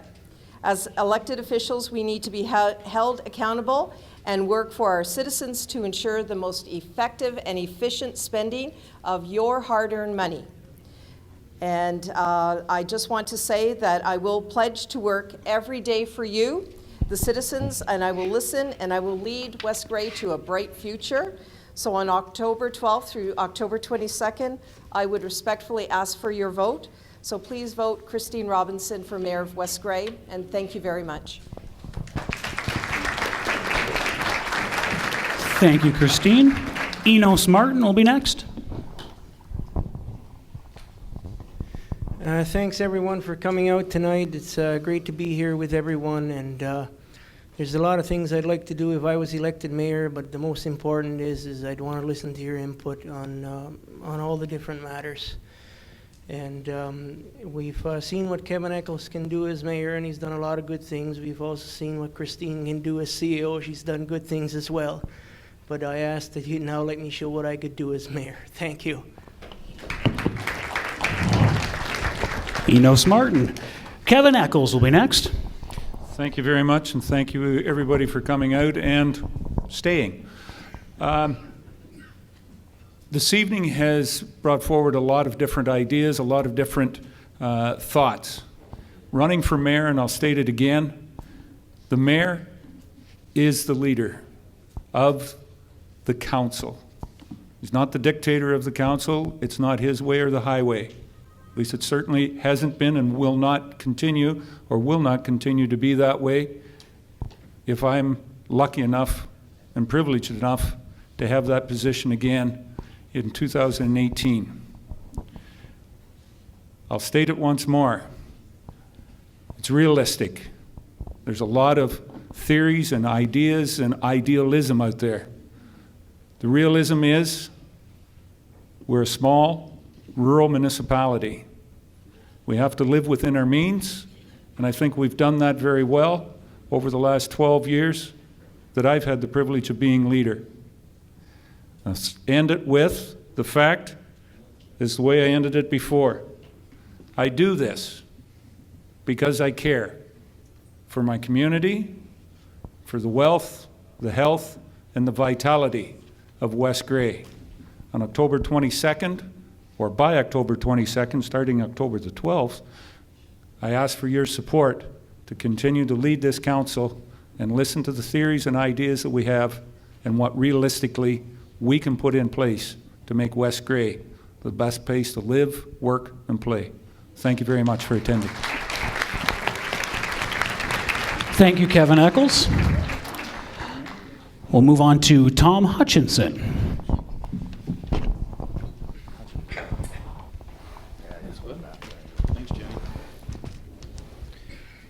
And I will stand corrected, on the county roads, I meant municipal roads for the record, regardless.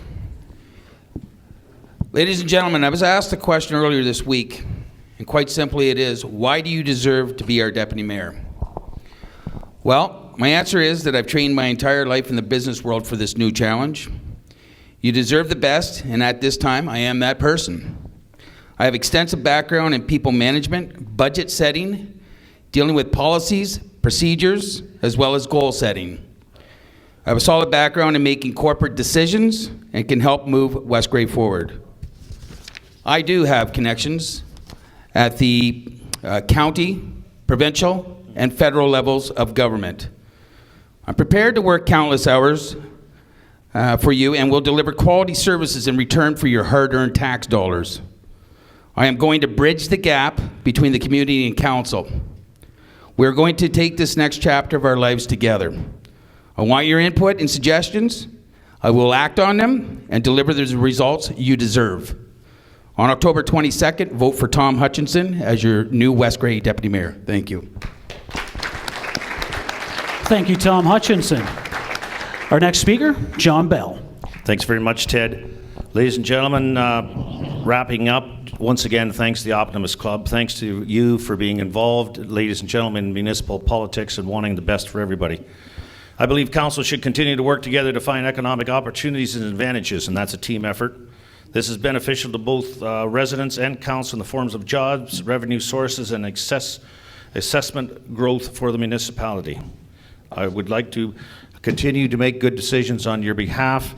When I first got into politics, I remember what my mother said. She said, you have 2 eyes, 2 ears, and only 1 mouth, and you should use them in proportion to each other, and she is here tonight. And yeah, Mom, I'm still listening, and I believe listening is important. I do believe that a team effort is most important because I do want to make good decisions on your behalf, continually going forward in West Grey's best interest. I am John Bell, and look forward to your support on October the 22nd. Thank you, John Bell. Our next speaker, Geoffrey Shea.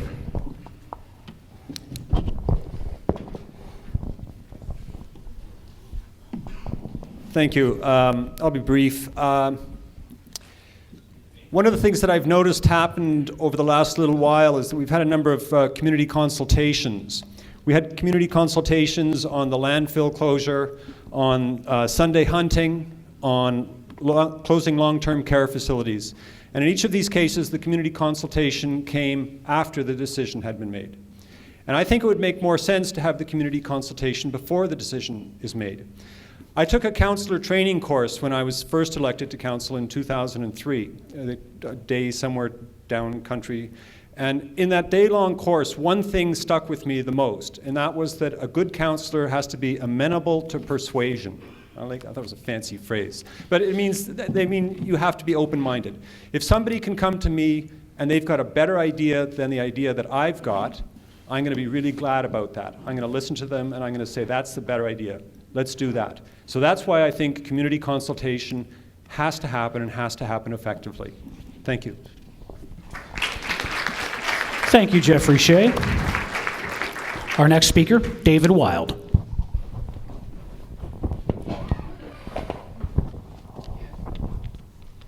Everyone, as is evident, there are many concerns and many explanations, and somehow a void still exists. Problems will remain problems. Solutions will lead to more solutions. So let's put the emphasis on solutions. Please let me be one of your guides. Thank you. Thank you, David. Our next speaker, Callie Greenshields. I'm committed to serving the communities of West Grey. Vote for me on October 12th through 22nd. Thank you very much. Thank you, Callie Greenshields. Our next speaker, Stephen Townsend. Thank you. We've heard a lot of information, a lot of questions, and a lot of commitments made at the front here. My only concern is that with so many ideas, so much commitment, and so many opportunities, And we also have all the expenses we already have. We need a process that will allow us to do two things. One is identify them, capture them, and consider them. The second one is to actually figure out how we're going to budget for them, what we're going to budget, and what we can afford. I agree with Mayor Eccles that we do have an issue around what you can spend, and we have to be realistic. We can't put ourselves in debt. And from what I've seen, the finances, we're doing a pretty good job.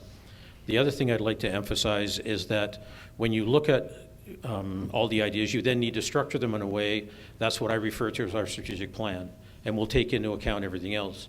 You need someone who has experience in doing that, experience in dealing with multiple locations, multiple activities across many, many venues. I've done everything that you can talk about at council, even being at council, not on the other side of the desk yet, but I certainly hope to be there. And I've had successes at council, I've had challenges at council, but I've always been able to do and work with them and represent the people when I go to council. And that's what you do when you get elected as well. So I even have experience in that. So again, the 12th to the 22nd of October, I hope to get your vote. Thank you. Thank you, Stephen Townsend. Our next speaker, Jeff White. Thank you. All right, I didn't prepare this one. My ExplorerNet let me down and I didn't get that part of it. Basically, I'm a guy, I don't say a whole lot until something needs to be said. If there's an issue and I want to stand behind it, I will. I want your vote, but here's something more important. Everybody needs to get out to vote. Doesn't matter who you vote for. If you want change, you have to get out and you have to do it or nothing's going to happen. Thanks. Thank you, Jeff White. Our next speaker, Scott Foerster. All right, if elected, I plan to be operating honest in all manners facing West Grey Council, open-minded to new and different viewpoints, committed to seeing things through, be a good listener, listening to all sides of an issue and work out a fair resolution. And most of all, I'm humble and I believe in putting the other residents of West Grey before myself. Thank you, Scott Foerster. Our next speaker, Bob Weirmeir. I'd like to thank you all for coming out. This has been a great audience. The participation, the questions have been excellent. A lot of the questions that you asked, I had put that in my pamphlets too, if anybody has got them from the back of the room. They are all serious issues. They need to be addressed. And as has been brought up, we can't afford to do everything at once. But we have to look at everything. Everybody is important. I think we have to look at the whole municipality to make sure the roads in Normanby get the same as the roads in Bentic, the same as they get the sidewalks in Easton. It's all got to be fair. I think we have to take representation from all over. Thank you. Thank you, Bob Weirmeir. Our next speaker, Rebecca Hergert. Well, I haven't been quiet tonight, and I won't be quiet when it comes time to represent you either. I really appreciate everyone's input. The last year and a half for me has been a massive learning curve, but really, overall, I've gotten to hear the residents' concerns and be able to speak up and make effective change for that. So, as my short little time on council so far, we've been able to add a comment period in at the beginning of a meeting. We also entertain questions at the end of a meeting. That doesn't always cover everybody's questions. And we are not staff. We don't have all the answers. We are there to bring forward your concerns and my concerns. I'm a resident. I pay tax. I want to make sure that my tax money is being well spent. And I am looking after your tax money too. So I also would like to make sure that we have budgets that are planned ahead properly, well in advance, so that we can look forward to grant money and partnerships. I think that's a real opportunity for us to not expand taxes, not increase taxes, but to look for money that is out there and available to us. I have all of my information on a contact card at the very back. Friday evening, 7 to 9 at the Geoffrey. If you would like to meet and greet and have any further questions. Otherwise, I would really appreciate your vote in October. All of these people, every one of us has pledged to do something, and I believe that my very first opportunity at leadership was in 4-H, and the pledge was, I pledged my head to clearer thinking, my heart to greater loyalty, my hands to larger service for my club, my community, my country, and my world. Thank you so much. Thank you, Rebecca Hergert. Our next speaker, Beth Hamilton.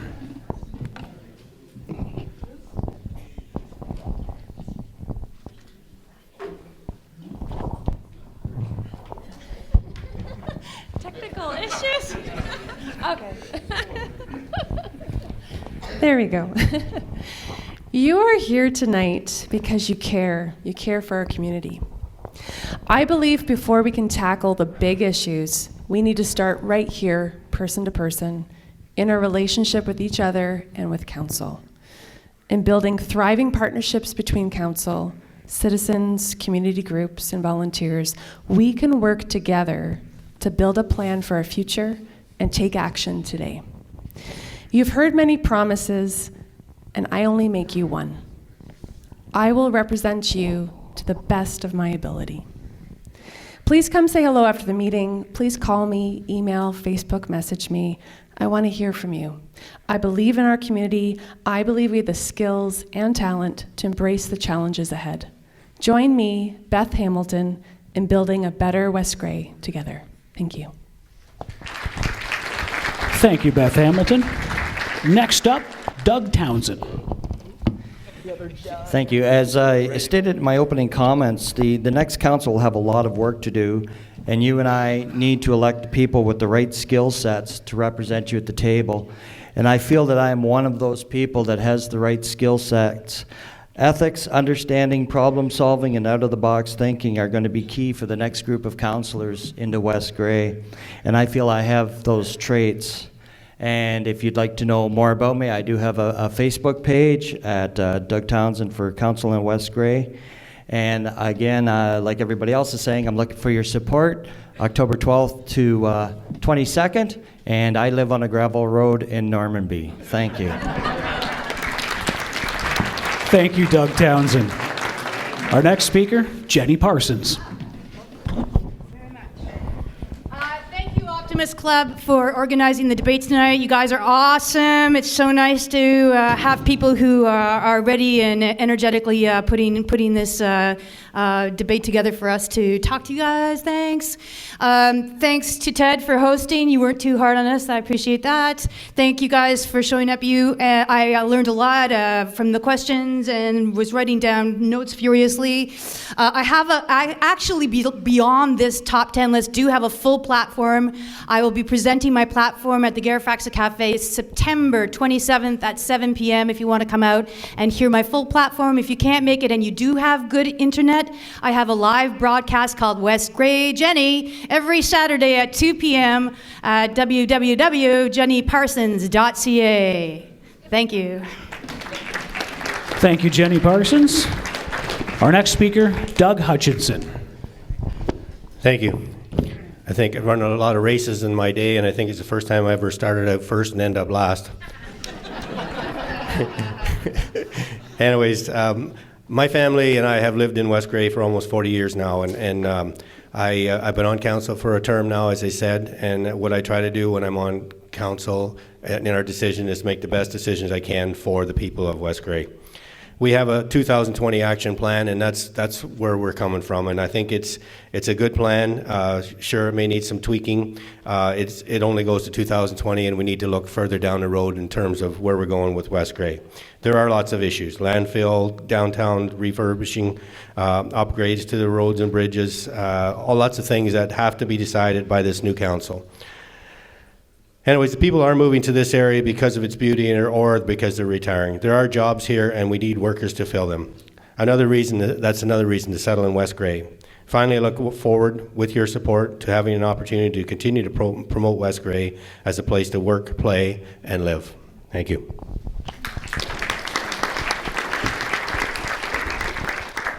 Well, there you have it, ladies and gentlemen. That's it for the all candidates meeting. There is some literature at the back table there from some of the candidates on the front table here. I'm sure they'll be willing to take questions from you after. I just want to thank, again, like everybody else did, the Optimist Club and their tireless effort for putting on this fantastic presentation. And of course, we want to thank each and every one of you for coming out and showing your support. Thank you so much, and have a safe trip home. Thank you.